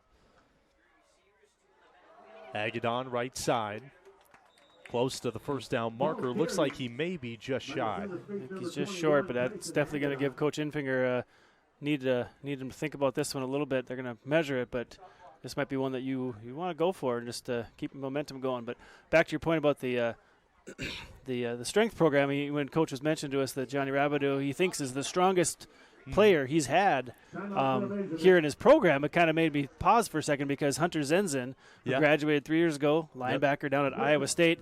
I remember when he was coming up and as a junior and a senior, and I've heard about his prowess in the weight room, how strong he was. I know his dad Jamie really worked with him in the weight room and getting stronger and lifting a lot at home and stuff. So when he said that Johnny was the strongest one he'd ever has had on his team, I right away thought, no, he's got to be pretty strong. So I think, what did Coach tell us? He's squats about 500. He's benching about 330. So that shows it right there. Yeah, that's wild. As you just saw, Osakis was able to pick up the first down by the nose of the football. Lucky break there. That'll make it 1st and 10 from their own 44. Two receivers, bottom of your screen for Magus, looking to throw. Pressure coming once again. Downfield, swatted away by Braden Bredman. He's been a force. One of those 3 guys who plays both ways. He's been a force in the secondary. Yeah, real nice play by Bredman to come across and be able to use his opposite hand to come around and knock it away and not get that pass interference. A lot of guys, if they're trying to come in with maybe their dominant hand, depending on where you're at around the receiver, you can end up bumping him and getting that pass interference call. So nice job of reaching around and knocking that one away. I think he was trying to go to his brother again, his twin brother, because they had Grant isolated on the right side when they had twins on this left, similar to this right here. But Braden Bredman is the one who's guarding Grant, so I think they probably got his best. Barnesville has their best defender on their best receiver. Still 2nd and 10. Magas to keep. Good gain here. Looked like he's able to pick up about 8 yards. And Magas, you see the burst of speed, even though he's played almost every single down of this game, whether it's offense, defense, or special teams. Still got some energy inside of him, and that's what Osakis needs. Yeah, I think they're trying to obviously use his athleticism there. They spread out a little bit, had twins on this side. Grant, his twin brother, obviously was isolated on the right, and they've thrown a few plays in a row. So let's spread them out, and let's kind of get Kyle into one of those openings there up the middle and use his speed to get us in a good position for a first down. 3rd and 2 here. Coach is pissed. Sorry, Coach Infinger is not happy. Maybe not the word I should have used there, but Coach Infinger is not happy. He had his receivers going to the wrong side, and he has to use a timeout right now just to stop him from getting a 5-yard penalty on that play clock. So a timeout will be called here. That'll make it 3rd and 2 when we come back from the 48-yard line on the Barnesville side of the field. As you mentioned, Coach Infinger not happy with Osakis' look there. And again, this is still just a 2-possession game. 5 minutes left here in the 3rd quarter. If Osakis is able to march down the rest of the way here, 44 yards, and get into the end zone in some way, I mean, they're right back in it. Yeah, obviously that's why he was so frustrated, you know. He had to use a timeout because he definitely didn't want to get pushed back on make a 3rd and 2, 3rd and 3 here, being all the way back to a 3rd and 8, and for how important it is to keep this drive going.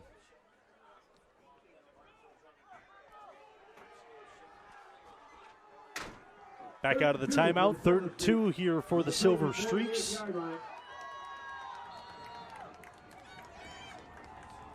Two receivers, bottom of your screen. Grant Magas at the top. Kyle Magas looking to throw through the middle, up in the air, and it falls incomplete.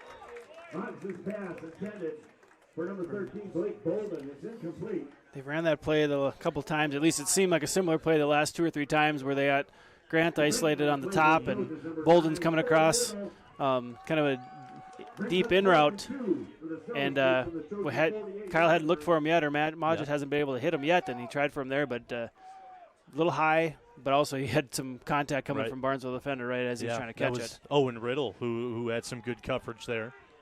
Seen him all over the field here on both sides of the ball as well. Now 4th down. Osakis looking to go for it. 2 yards to go. Ooh. And the Barnesville defense knew it right away. Osakis may have moved early. I think Johnny Rabideau coming in to look like he was going to blitz kind of is what got the Osakis guy to flinch. Because he was the first one to notice it too. He was the first one pointing because he came up fast, like he was looking like he was going to blitz, and he was the first one to point out to the official that there was some movement, and they caught it. Legal procedure, so that'll make it 4th and about 6 yards to go. 6 or 7. Now, does that change it? Do you still go for it here near midfield, or you bring the punt unit back out? That is a tough one. You know, you probably had a play call you really liked on that 4th and 3, and now with a lot of game left, this is a tough spot. Hagedon in motion. Amundsen with the pressure, looking for the sack, and he's got to get rid of it. Does Magas? He's brought down by Amundsen, and that's a turnover on downs. I don't know how many times we can say it in this game, but Amundsen is just having, the game of his career here. Could have said that after the first half that he was going to be our defensive player of the year, or player of the game, and career game after the first half. And look at him continue here this on to the second half. I mean, Magas has no time to even look downfield really because he's already worried about who's in his face and who's gonna be able to tackle him to even maybe have a chance to find somebody who's open. And you got to give credit to Kyle Magas when he's been in these situations. He's able to get the ball away and not give up those extra yards because Barnesville could be near the 35-yard line here if he didn't throw that one away. Yep, true. He's not eating up those stacks. Roller up the middle, now out to the left side, and he's hammered near the sideline of the Silver Streaks. Picks up about 5 yards on the run. Last time the Barnesville offense was out here, they couldn't really move the ball too well. And that could have played in the factor of Coach Infinger was thinking about too, is that we stopped them 3 and out on the last drive, even though it was going to be a fourth and a little longer than he wanted, go for it and hope that our defense can do the same thing. So 2nd and 6 from the Silver Streaks 44-yard line. Bredman under center. Up the middle to Braden Bredman. He's got plenty of space. Out the left side. One man to beat. It's Hagedon in for the touchdown. Braden Bredman's got 1 receiving and 1 rushing touchdown tonight. Well, we've been talking about him plenty on defense the last few drives for Osakis, and he obviously had a good first half catching that touchdown, and now he's been able to show it on the ground too. He's one heck of a game. I mentioned Amundsen maybe for the player of the game. For on offense, we definitely right now would be leaning towards Braden Bredman for the offensive side, Amundsen for the defensive side. I wouldn't argue with you. Now Owen Riddle comes in for the 2-point conversion here for Barnesville. Try to make it 30-8. And there's some quick motion. It looked like that was Kroll on the left side of the line. False start on the Trojans. False start. That'll move him back just a little bit.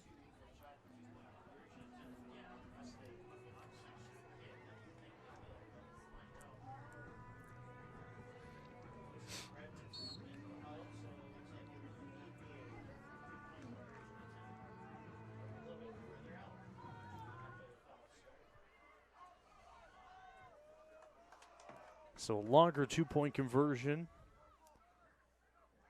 Zach Bredman comes in for this one. He'll look to throw. Has pressure coming. He drops down, so that 2-point conversion is no good. Second time, it won't work for them tonight.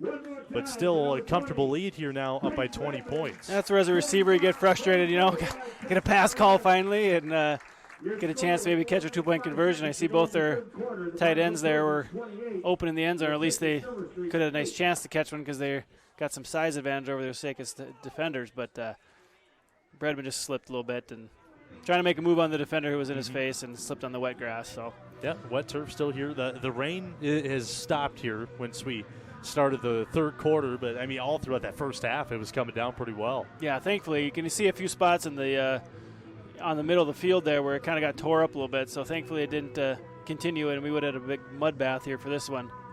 That's it's always the tough part when you have a mud fest maybe in a early game in the season. I know this is game 4, but then to have to deal with that the rest of the year, especially for a team like Barnesville who's going to hope to have a number of home playoff games. Yeah. At least 1 or 2 home playoff games, depending on how it goes, and making it to the Fargo Dome for section finals. But that's especially later in the year when it gets colder, starts freezing up, and you got dirt chunks or mud chunks out there, and so thankfully it doesn't look too bad, and hopefully they be able to have a good field the rest of the year. Yeah, no, that's a very good point. Manivel to kick off for Barnesville. Didn't get full leg on it. Popped up, but it's on the ground. Sell has to jump on it, and he does near the 31.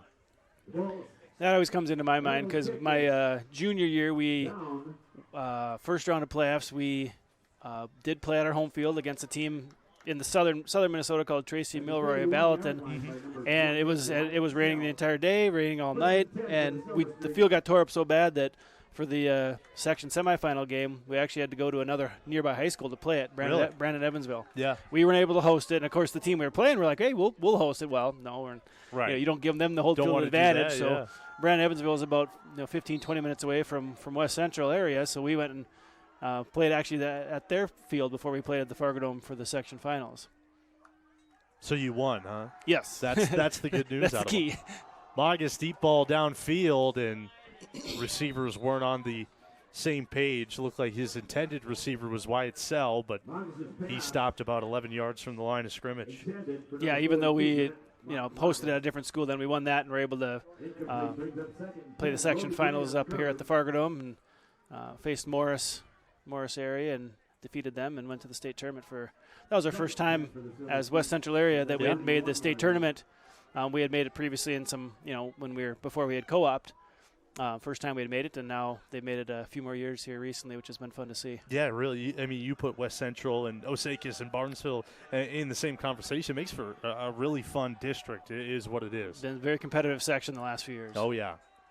2nd and 10. Magus looking to pass again. Another deep ball, trying to find Grant Magus, and back-to-back plays. We're not on the same page with his receivers. Yeah, and I was asking for this in the first half. I want to see some throws downfield. I was hoping Kyle would have Kyle Magus would have the time to actually do that, plant his feet and chuck one downfield and see what could happen. But yeah, a little not on the right page, like you said. Yeah. And Well, I mean, it definitely looks like he has the arm to get the ball down there. It's just the receivers are stopping early. Mm-hmm. Well, 3rd and 10. We'll see if they do it for a 3rd straight time.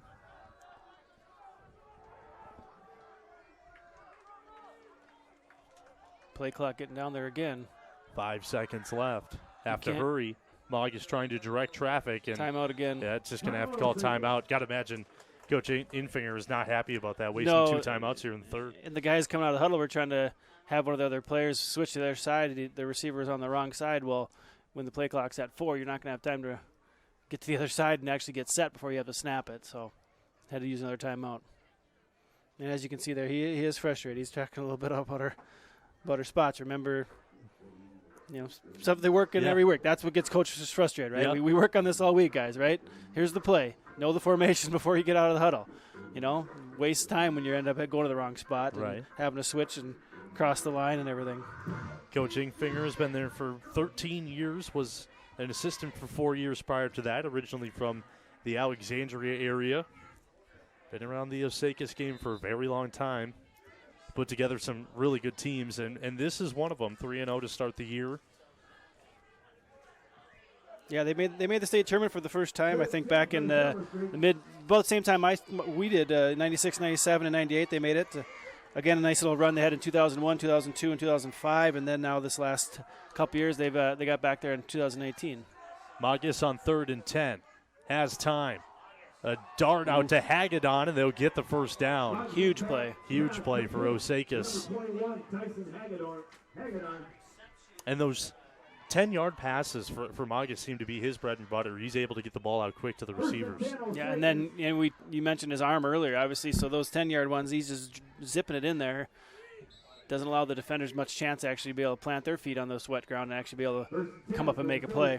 And speaking of state appearances, talking with Coach Infinger earlier today, he said this game is huge for them because, the next time they may see Barnesville is state semifinals. If both teams are able to make it that way, as Hagedon keeps it on the ground once again.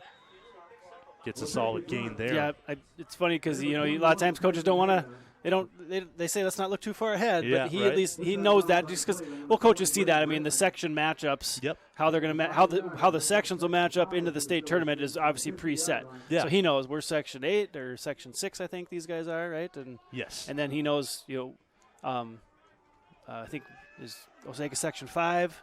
Yep. And they're in Barnesville section 6, or maybe 8. Either way, he knows ahead of time how the sections would match up in the state tournament. So just kind of interesting to note that he plays them now, but they wouldn't match up again until later in the state tournament. Magus, he's been pass heavy, trying to find his brother Grant. What a defensive play. It's Braden Bredman once again out of midair, slapping it away. Yeah, I barely had to see him come up off the ground to know that who made that play again. We've been calling him plenty of time tonight. He needs a break. Yeah, he gets a well-deserved break as his teammates pat him on the back. He got some air on that jump. That would have been a completion to Grant Magus, just the way those two have been connecting tonight. Yeah, it was a nice pass by Kyle Magus. Right? I mean, he was dropping it right in the corner, right where his brother was able to catch it on the sideline, but floated up high enough, just enough time there for Braden Bredman to fly in there and tip it, but still, great play. 3rd and 5. Magus will now go under center. And it's off to the right side. Looks like this is Wyatt Sell. He'll go nowhere. That'll make it 4th and 4, if anything. And another decision here. Do you punt this one away or do you go for it? With recent history, I'm guessing they're going to be going for it. Mm-hmm. They've converted once on this drive already.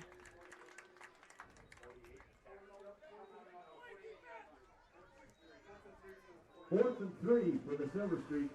So the official spot is 4th and 3 from the 48-yard line. And the offense will stay out there.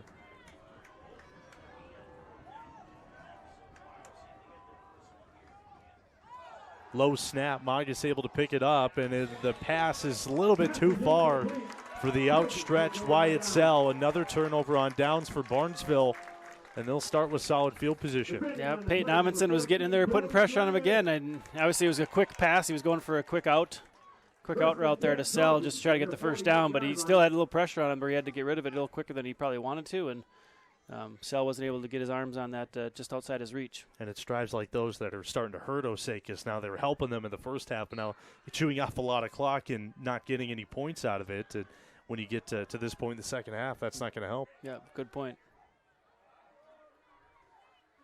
All on the 48-yard line for Barnesville. Up the middle. Nice spin move. Yeah, decent gain put on by John Roller. Haven't seen him with the ball in a while. No. Braden Bredman's been doing a lot of those up the middle and great gains, but good to see John Roller back in. Yeah, they've been spreading around pretty good. And Osakis did a good job actually recognizing who had it there, but Roller made a sweet little spin move there to get out of that first initial contact he had and able to pick up a really nice gain on first down. Be honest, it took me a while to figure out which one had it again. I thought Bredman and Peterson were running the option on the left side. Roller now again. Up the middle, it's Roller, and this time he's going to walk into the end zone. Cookie cutter to his first touchdown of the night. Barnesville back on the board once again.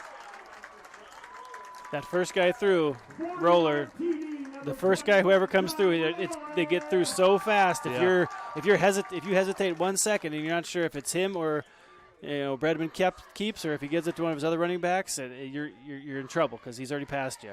Had a 51-yard touchdown run back in the first quarter. This one from about 40 yards out. That's his 6th rushing touchdown of the season. Make it 7 touchdowns overall this year for John Roller.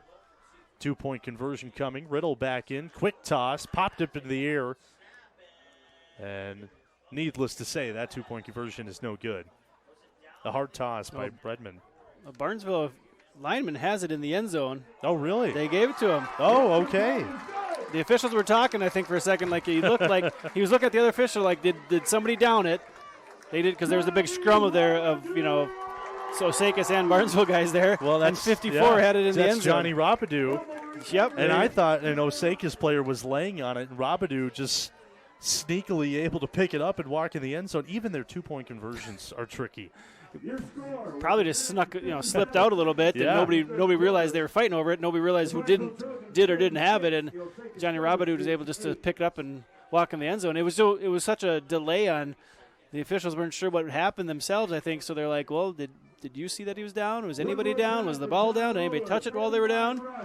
And Rabidou's just standing in the end zone waiting for him to give it to him as the 2-point conversion. Well, since it was converted, it's now 36-8 for Barnesville. Again, this is one of our 2 games of the week. The other one back in North Dakota on WDAY Extra. Fargo North and Fargo South. Haven't gotten an update from that game in a little bit. See if I can find that.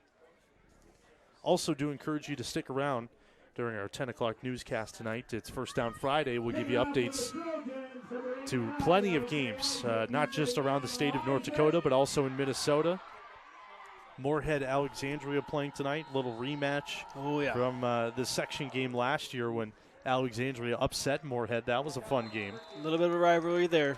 That's turned into quite the rivalry, actually, the last few years. Alexandria's got a couple out of it. Moorhead's got a couple out of them. And, of course, when you end up meeting in the playoffs and it ends up going back and forth like it was, and Alexandria scores on a hook and ladder to end the game, that can kind of add some fuel to the rivalry pretty quickly. Definitely. So highlights of that game on First Down Friday and plenty more. No, I won't be watching just because of that, because I'd be watching anyways. But yes. I don't miss the Friday night highlight show from WDAY. I don't actually miss any night watching the news on WDAY. I'm not saying it just because I'm wearing a headset that WDAY owns. It's just you guys, WDAY ends up having the best coverage because they have the most cameras out there, so you're going to see the most highlights from all the games. He said it, not me, but it was very nicely said.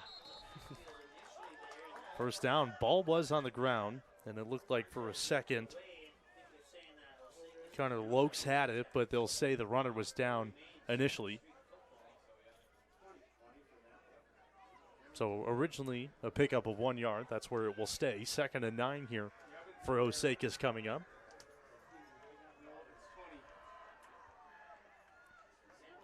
The 8 points so far for Osakis on that touchdown in that second quarter.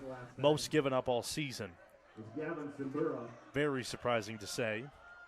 But again, not so surprising with how well Barnesville's defense has been playing all year. Mogis to throw. Airing it deep downfield, trying to find Grant Mogis, was double covered. Couldn't break away from Owen Riddle. Yeah, a lot. I mean, just you can say there's a little contact there, but they were just fighting, kind of just trying to, as they're running, it's kind of, some hand contact. But like you said, Grant couldn't really fight his way through that to get to the ball. And I was really excited to kind of see Barnesville's offense here, from more close up than I have just seen from the highlights, but I'm more impressed so far with their defense. Oh, now, look at the stats. Obviously, I should have realized that that's going to be one of their strong suits as well, just as well as they run the power T. But seeing them in person and how they're able to put pressure on the D-line, linebackers stepping up on the run, and the secondary making plays, it's just been impressive. Look at that, 5 guys in the backfield. The screen is complete to Imdick, and they'll pick up a couple of yards close to the first down marker. Actually, it looks like they may be able to move the chains on 4th down. But even then, about 5-6 guys right in the face of Mogis. We've seen that enough where we see at least 2, sometimes 3 Barnesville guys getting, D linemen getting in there that quick that it wasn't surprising right away. But then when you see all 5 coming in there that hard, then you see the screen coming in. A nice setup there by Osakis to get that first down. They really do let everybody through there on their screenplays. And, it's been working out so far, and it helps with that big fullback and Drew Imdick getting downfield a little bit. 1st and 10, Hagedon in motion, toss out to his way. No gain on the play. That defense closing in quickly. Ethan Larson, first one on the scene. Johnny Robidoux was there as well.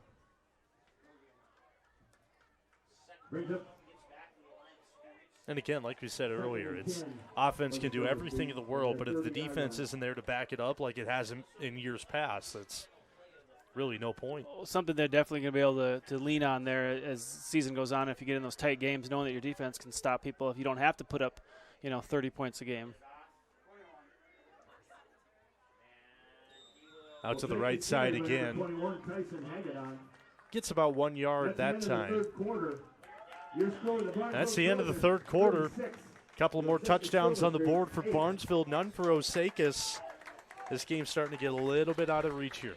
Yeah, it's not what we were hoping for. We wanted a nice close game and see what we were hoping Osakis could kept that momentum rolling into that second half after scoring there late in the second quarter. But kudos to Barnesville for just continuing to apply pressure like they have been on the D line, and their secondary is making plays like they did. We've seen more big plays that they've been making here in the second half than we did in the first half. But blanketing the receivers, being able to converge and cover some ground to knock balls away on some of the pass plays, and I think Osakis at this point they're gonna be getting pretty tired here. It's been a long game already, and they still got a quarter left. Yeah, 12 more minutes left to go, and this 36-8 game. First time we're featuring Barnesville this season. Imagine it won't be the last time, that's for sure, especially with their ability to make runs in the playoffs. Osakis, a little bit out of our coverage area, but always a fun team to get on the airways when we can, especially in a matchup like this that has been more one-sided than anybody probably thought was going to be the case. Yeah, and Osakis, they could be back right up in the Fargo-Moorhead area for the section finals. They were last year. West Central beat them, in the Fargo Dome in the section finals. So, obviously that's their goal, right, to get back there. And the way they've started the season, 3-0, and only, possibly getting their first loss here, there's no sense not to think that they still won't be back there. West Central's only had the loss so far to Barnesville as well. Mm-hmm. So to start off the fourth quarter, Mogis under center. He'll look to throw. Pressure coming, and he's hammered. That time he couldn't get rid of the football. Peyton Amundsen had enough of having him throw the ball away. He wanted the sack finally. Yep. Good point. He kept throwing away. I'm going to get in there and corral him before he has a chance to. And I haven't quite seen who Amundsen's been lined up against on the offensive line, but, I mean, it's been all Amundsen tonight. That'll make it 4th and a mile. Timeout called for Barnesville. Timeout, Barnesville. What do you think head coach Brian Strand's saying to his team here? I'm not sure. I wonder if he had a wrong player in or something. He right away called for one guy to come out, or maybe he had 12. Yeah, that might have been the case, because he's not talking to his team too much. Yeah, I can't count quick enough to tell if that was 9 or 10 or who, but yeah. Club, yeah. One guy came off and nobody went in, so right. I thought that's what it could have been. Now it looks like they're asking for one. Well, when we do come out of the timeout, Braden Bredman, who's played a fantastic game, he'll be back to receive. Kyle Magus will punt away for Osakis. And Bredman had a nice return in the first half, and we've seen him do everything else so far this game. Yep. Catching a touchdown pass, running a touchdown, making some nice plays on defense, tackles, knocking passes away, and I'm sure he'd love to add to his punt return title here. Decent kick here by Magus. It will land out of bounds, but it may stay on the Osakis side of the field. No, they'll call it down at the 48 on the Barnesville side. Trojans will take over 1st and 10. 1st and 10. 48-yard line. We were talking about throughout the game, we've kind of talked a little bit about Barnesville's strength program and the strength that some of the kids have. Coach Strand told us 31 guys at the beginning of the year had benched over 200 pounds when they're doing their testing. And if people who have driven by, have probably seen the new addition to the high school. So, and in that, the new addition, they had a nice new weight room here. So I'm sure that tradition's going to continue. I know it's been a tradition they've had for the last 15, 20 years since Coach Strand has been here, but can't see that slowing up when they got a nice brand new weight room to work with. Right up the gut here for Peterson as he moves out to the left side. And when I say right up the gut, I mean the ball was literally hammered into his gut by Bredman. One thing I hope the people at home here that are watching can see this, that I've noticed a lot too, is whenever the Barnesville guys making a good tackle or making a good block, they're the first one there to help the Osakis player up, yes, right? Yep. First one standing over there to say, here, give me a hand here, I'll help you up. It's a quality to see in Coach Strand's program here. I noticed that every time Peyton Amundsen's been in the backfield on Magus, he's the first one there to help him back up. Great sportsmanship here from the Trojan side. Bredman, off to Bredman, powering his way up to the first down marker.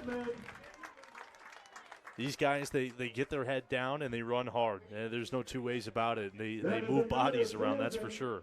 But the biggest thing, and when I was talking with Coach Strand earlier, the lead blockers are the heart and soul of this offense. The blockers have to open up the holes for these essentially 4 running backs in the backfield to find spaces. Yeah, he's pretty happy, obviously, with his offensive line and how they've come together, and especially this first 4 games, averaging what they do per game and not needing to pass as much as, he would think that they you would at this point of the season. 1st and 10 from the 31-yard line on the ground once again. Number 2, Dawson Gregg. Dawson Gregg on the carry, just his 2nd or 3rd touch of the night. Spreading the love around a little bit more here for Barnesville, up 36-8. By the Silver Streak, number 60, Logan Carnes. That'll make it 2nd and medium for the Trojans. Braden Bredman comes back in. And you touched on it earlier, just how big this senior and junior class is. A lot of these guys, take 2 plays on, 2 plays off. And you just get to rotate out that resting time, which is so huge here at this level. Up the middle, Roller breaks away from a couple towards the end zone. Inside of the 15-yard line, brought down near the 10. Yeah, it was something we were going to keep an eye on, obviously, in a close game, or what we thought might be a close game, something to keep an eye on, but how that depth would factor in with the Barnesville being able to rotate guys in and just not having that many guys that play both ways, or if they are playing both ways, they're taking plays, they're running plays in on offense, they're rotating in plays in on defense, and 45 guys in that senior and junior class is just unbelievable for a AA program like that. It just shows the popularity of the program, kids that want to go out, and what Coach Strand has built here, just something the kids want to be a part of. Just noticed Jordan Kroll coming off of the field, and we learned at halftime it's his 18th birthday as Bredman hands it off. It's up the middle, slowly maneuvering his way up. He's actually heading out to a car now. We saw him on the bench, and he stood up, and the crowd started clapping for him, thinking maybe he was just going to be okay. But he looks like he's heading off to jump into a car maybe to actually go get something looked at. Hopefully he's okay. Had a fantastic first half. He's played a really good game, and I feel bad for him if it is his 18th birthday to have to go and maybe run to the doctor to get something looked at. And now there's a Silver Streak player on the ground. That last carry by Connor Lokes got close to the end zone. Didn't quite have enough to get in there. And it looks like this just may be a cramp. Ian Adolphson, believe that's down who's on the ground. And talking with both coaches and asking them what's the step that needs to be done to get deeper into the state tournament or into the state tournament like in years past. And staying healthy was the biggest thing. And just in the stretch of the last 3 minutes, we've already seen one Trojan walked off the field, escorted into the vehicles, and another Silver Streak down on the ground here. Yep, and we anybody who's a fan of football can see that obviously from NFL on down to high school level how important staying healthy is, and it definitely when you get to the state tournament you're going to see teams that maybe have lost a guy or two here or there, but to have it limited, if you only have lost maybe a player or starter one or two here or there throughout the season, how important that can be later on into the playoffs. And with Barnesville here, with having the depth and the number of guys they have in the upper classes, they could be one that could overcome that. But, when you get down to the state tournament, you're playing teams like Minneapolis North or Caledonia, every person's going to help. You need everybody you can. Second down, 3 yards to go to pick up the first down. That line to gain is at the 1 yard line. At that point, might as well just get into the end zone.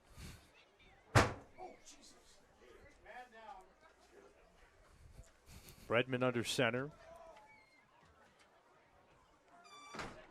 He's able to hand it off. New ball carrier this time, bouncing out right side, in for the touchdown. With his first catch, Aiden Huck gets into the score tally for Barnesville. Always nice to see the fans realizing maybe who the new player is and who got the touchdown, and getting a little extra excited for somebody maybe who got their first score. We're starting to see a couple more jerseys from the JV unit come out here too, the old-fashioned Barnesville jerseys.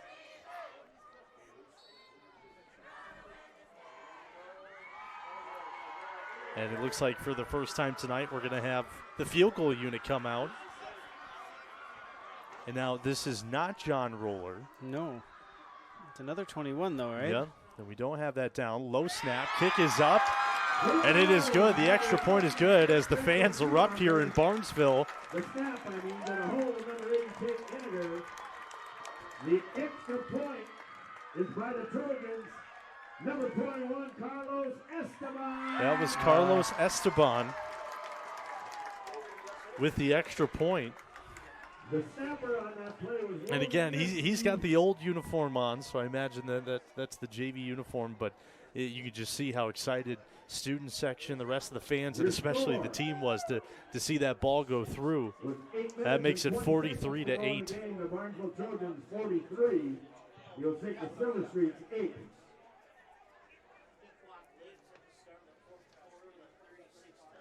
Spreading the love around here in the fourth quarter. Yeah, good to see. Got the crowd up on its feet a little bit, and that's neat when you get to see the student body get excited and get involved late in the game when it's obviously, game's kind of wrapped up here when you look at the score, but to have them get excited for one of their classmates who gets to put some points on the board with an extra point like that is pretty neat to see.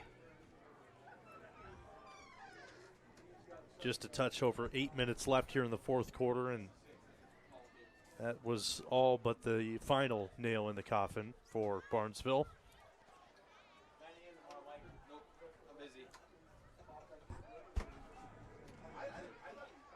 Be interesting to see what other changes that the Trojans are going to make here in the final 8 minutes. Now number 76, Isaac Mano.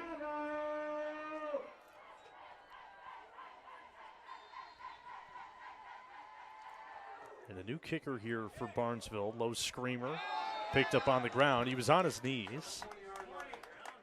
So that will be down at the 20. Did a good job like a catcher trying to get in front of it and stopping it, but wasn't able to get up quick enough off the knees before you actually are picking it up, right? You got to get off the ground. And we just got walked. A couple of Barnesville coaches, they're up here in the booth, just walked past us. And if we could have got them on camera, people might recognize them as two former Trojan stars from years past. Adam Tonsfeld and Michael Strand are both assistant coaches on the team here. And Adam's actually only been out of high school a couple of years now, and he went to Concordia and played for a year, I think, a year or two at football, and now he's actually on Concordia's golf team.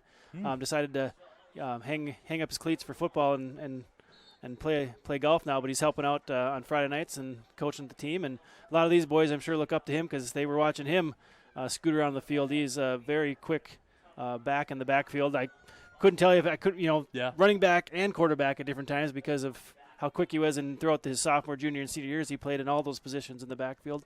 So I'm sure plenty of these guys were able to watch him throughout the years as they were growing up, coming to games, and now he's coaching them. And then Michael Strand, similar positions to Adam too, just great running back, and he Coach Strand's son obviously, and Michael went on to play at MSUM and was a excellent D-back. I think he played safety most of his years at MSUM, and he was on the Dragons team that went to the Mineral Water Bowl, kind of their first postseason appearance they had since their NAIA days. So that was pretty fun to see. A local kid. He started 4 years for the Dragons in the secondary, and culminated his Dragon career with a nice postseason tournament or postseason appearance. Well, that's really got to help for these Barnesville guys who, this is a tough offense to learn, the power T, but when you get the information handed to you from people who've been through the system, they ran similar things, that's got to help out a lot. Yeah, exactly. You got a couple former players, and who can just, if they need to explain a little bit more to you, or maybe they remember when they were a freshman and sophomore and kind of how tricky it was learning a certain play or a certain position. You can just go and ask them, or maybe they have some extra insight on how it was when they were trying to run a certain play or how certain things went.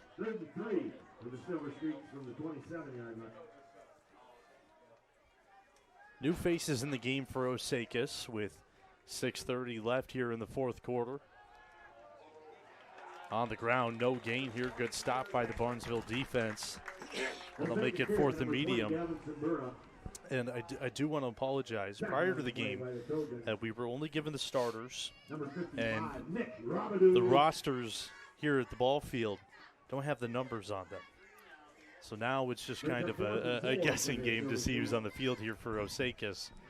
Yeah, it's something you get used to when you get to go to a game, right? You grab the roster sheet and you see some numbers, and Osakis didn't get printed. I don't know if it didn't get pasted right or what, but it's not on there. Magus on the punt. Ball green to receive, trying to get his first touch of the game, but it rolls out of bounds. So the Barnesville offense will come back out after the defense was able to hold strong. At the Trojan 37-yard line. 43-8. 22 of those points coming in the first quarter for Barnesville, nothing in the second. The second half has been all Trojans once again. Well, not the way it went. Not like last year where Osakis came back and tied it up at 28 and sent it to overtime, and they both scored and got a 2-point conversion to make it go into a second overtime. They both scored and got a 2-point conversion to make it go to a third overtime. And then in the third overtime, Osakis scored, got the 2-point. Barnesville scored, but fumbled on the 2 points. So Osakis got the win last year, 52-50, but maybe that gave Barnesville extra momentum. They only had their couple of losses last year, and they just had the 3 losses. They lost to Osakis and West Central, and then Chatfield. So two of the teams they lost to were played in the state championship game, and the other team they lost to was Osakis. So definitely something they wanted to get some revenge on from last year. Yeah, and again, Osakis made a run to the section championship last year. New quarterback in, it's Gannon Bolgreen. Now Bolgreen will keep it. Space on the right side. Using the legs, cutting back towards the middle of the field. Has blockers in front. Getting away from Moore. Bolgreen in a foot race. And he gets tripped up near the 5-yard line. What an exhilarating run by Gannon Bolgreen. That had the entire fan section here on the Barnesville side of the field on their feet. Tackled on the play by the Silver Streak number 20, Gavin Simbura. Just when you thought he was going to be brought down, stayed on his feet, changed directions a couple of times. Yeah, I was trying to listen to I was thinking the same thing, but I was trying to listen to see who the Osakis' kid was who made the tackle. But, yeah, every time it seemed like Osakis had a little beat on him and had an angle, all of a sudden he scooted off the other side and get a little more separation, scoot back the other way, a little more separation, but wasn't able to finish it off. Just kind of got a little shoestring tackle there down at the 2-3 yard line. Yep. That run over 60 yards for Bull Green, and now timeout for Osakis. And, yeah, that ball will be spotted at about the 6-yard line. It says the 5. I totally did not see that. I thought it was with the 2 or the 3 until I look at the camera, a little better angle there. Yeah, it was mighty close, that's for sure. And as you mentioned, that was just inches away from being a touchdown, a good shoestring tackle. You wonder if coaches will just call up a play to let him kind of finish it off himself, maybe? Yep. He's still out there under center. Got a good following here in the crowd right in front of us in the press box. Nice to see the Strands, 2 of the Strand boys helping coach you. Michael and Nathan. We talked about Michael earlier, but Nathan Strand coaches as well. And Brian Strand, his dad actually was the coach, his high school coach too, where he grew up down in Adams, Minnesota. Yep. So keeping that family coaching tradition alive. There's Bull Green. He does keep it. Tried getting out to the right side. He had that one tucked right behind his back. He almost lost it for a second there, but brought it back just in time. And it seems like that's exactly what they were trying to do, is allow him to finish off the touchdown here. Yep. That'll bump him back a yard. 2nd and 6 from the 6. Brings up 2nd and goal for the Trojans from the 6-yard line.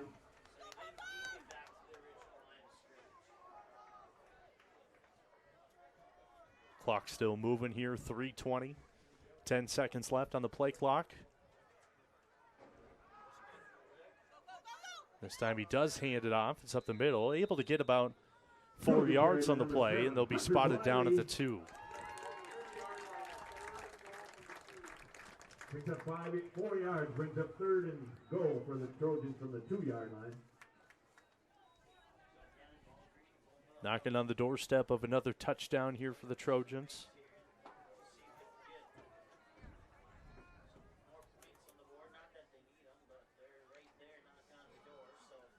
Oh, Bull Green, ball on the ground. He'll pick it up himself, trying to dive forward. May have gotten to the 1, if not the line of scrimmage. Well, watching Bull Green run the offense here too, it seems like he's just as quick and can run it. He's running it just as well as Bredman is, and Riddle even. But you that's the one thing with it being the way the offense is, and they, it's not that true typical quarterback, 6'2", 6'3", standing back there and just somebody that wings it around. You can probably have multiple guys, that could run it, especially guys that, are more like a running back type. Where as long as you're putting those fakes in there, you can. You could have, more guys that could be that quarterback type of that size. And he's a sophomore. Ball on the ground again. But he's able to get into the end zone, sneaking his way through. And the sophomore finds the end zone for Barnesville. And he started off that with an exhilarating 60-yard run. Next couple of plays didn't work out in his favor, and another low snap, but he's able to roll his way into the end zone. And as I was saying, Gannon Bull Green, 5'10", 150-pound sophomore, you're probably looking at the future here in the next couple of years. Bredman is still fairly young, and Riddle a senior this year. I think the quarterback position's in good hands for Barnesville for a while. Seems so, yeah. I mean, good to see him get in there. It took a couple extra plays, but he was still able to get in the end zone. 2-point conversion, toss to the left side, and it is easily converted. That was Nathaniel Huseman with his first touch. And, seeing the younger guys in or different guys that we haven't seen play, tonight a lot of times I'm looking at the roster expecting to see maybe a 10th grader or 9th grader, but they're still seeing a lot of juniors in there. Well, obviously when they have 28 juniors and 45 total seniors and juniors playing, obviously there's still a lot of juniors, that are going to be getting playing time on that second and third teams. Good to get them into some action, especially in big games like this against Osakis. Both teams fair to say, and I don't want to jinx them, so I'll knock on wood, that these guys are going to make some good runs in the section playoffs. Now, granted, anything could happen. Yep. Crowd getting excited again. I think Esteban's going out to do the kickoff this time. Yes, he is. Carlos Esteban. And the student section jumping on their feet, chanting Carlos. Fan favorite here. Him and Gannett Bowler Green. Kick it off for the Trojans. So there's 2 minutes here in the fourth. Number 21. I'll say Carlos. You say Esteban. Carlos!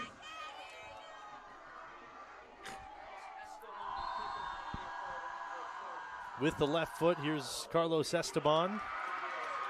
This one will be fielded near the 29-yard line.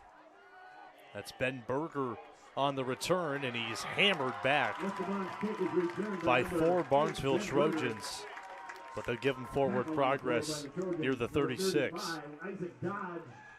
That's the one hard part for the coaches when you get in this type of situation in the game is in a game that's lopsided like this is, you might not have worked with the younger guys as much in, kickoff return. So sometimes you still put in your first team, or because you could say, hey, JV kick return, but like, right. Are all of them here? Are all of them dressed? And right. Is everybody ready?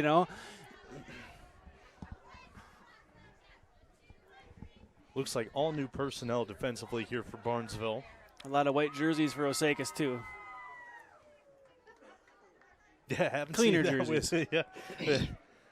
Yeah, you're exactly right. How dirty this game has been. Not the day to wear a white jersey with these wet field conditions. Keeping it on the ground. Pick up about 4 yards on the play.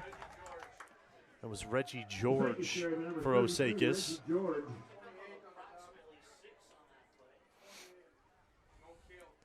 Clock will still move here, just over a minute left. And again, encourage you to tune on over to the main channel, WDAY, for First Down Friday. We'll have the highlights of this game, our other game of the week, Fargo North, Fargo South. Also, Moorhead, Alexandria, highlights of that game. And plenty other games from North Dakota and Minnesota.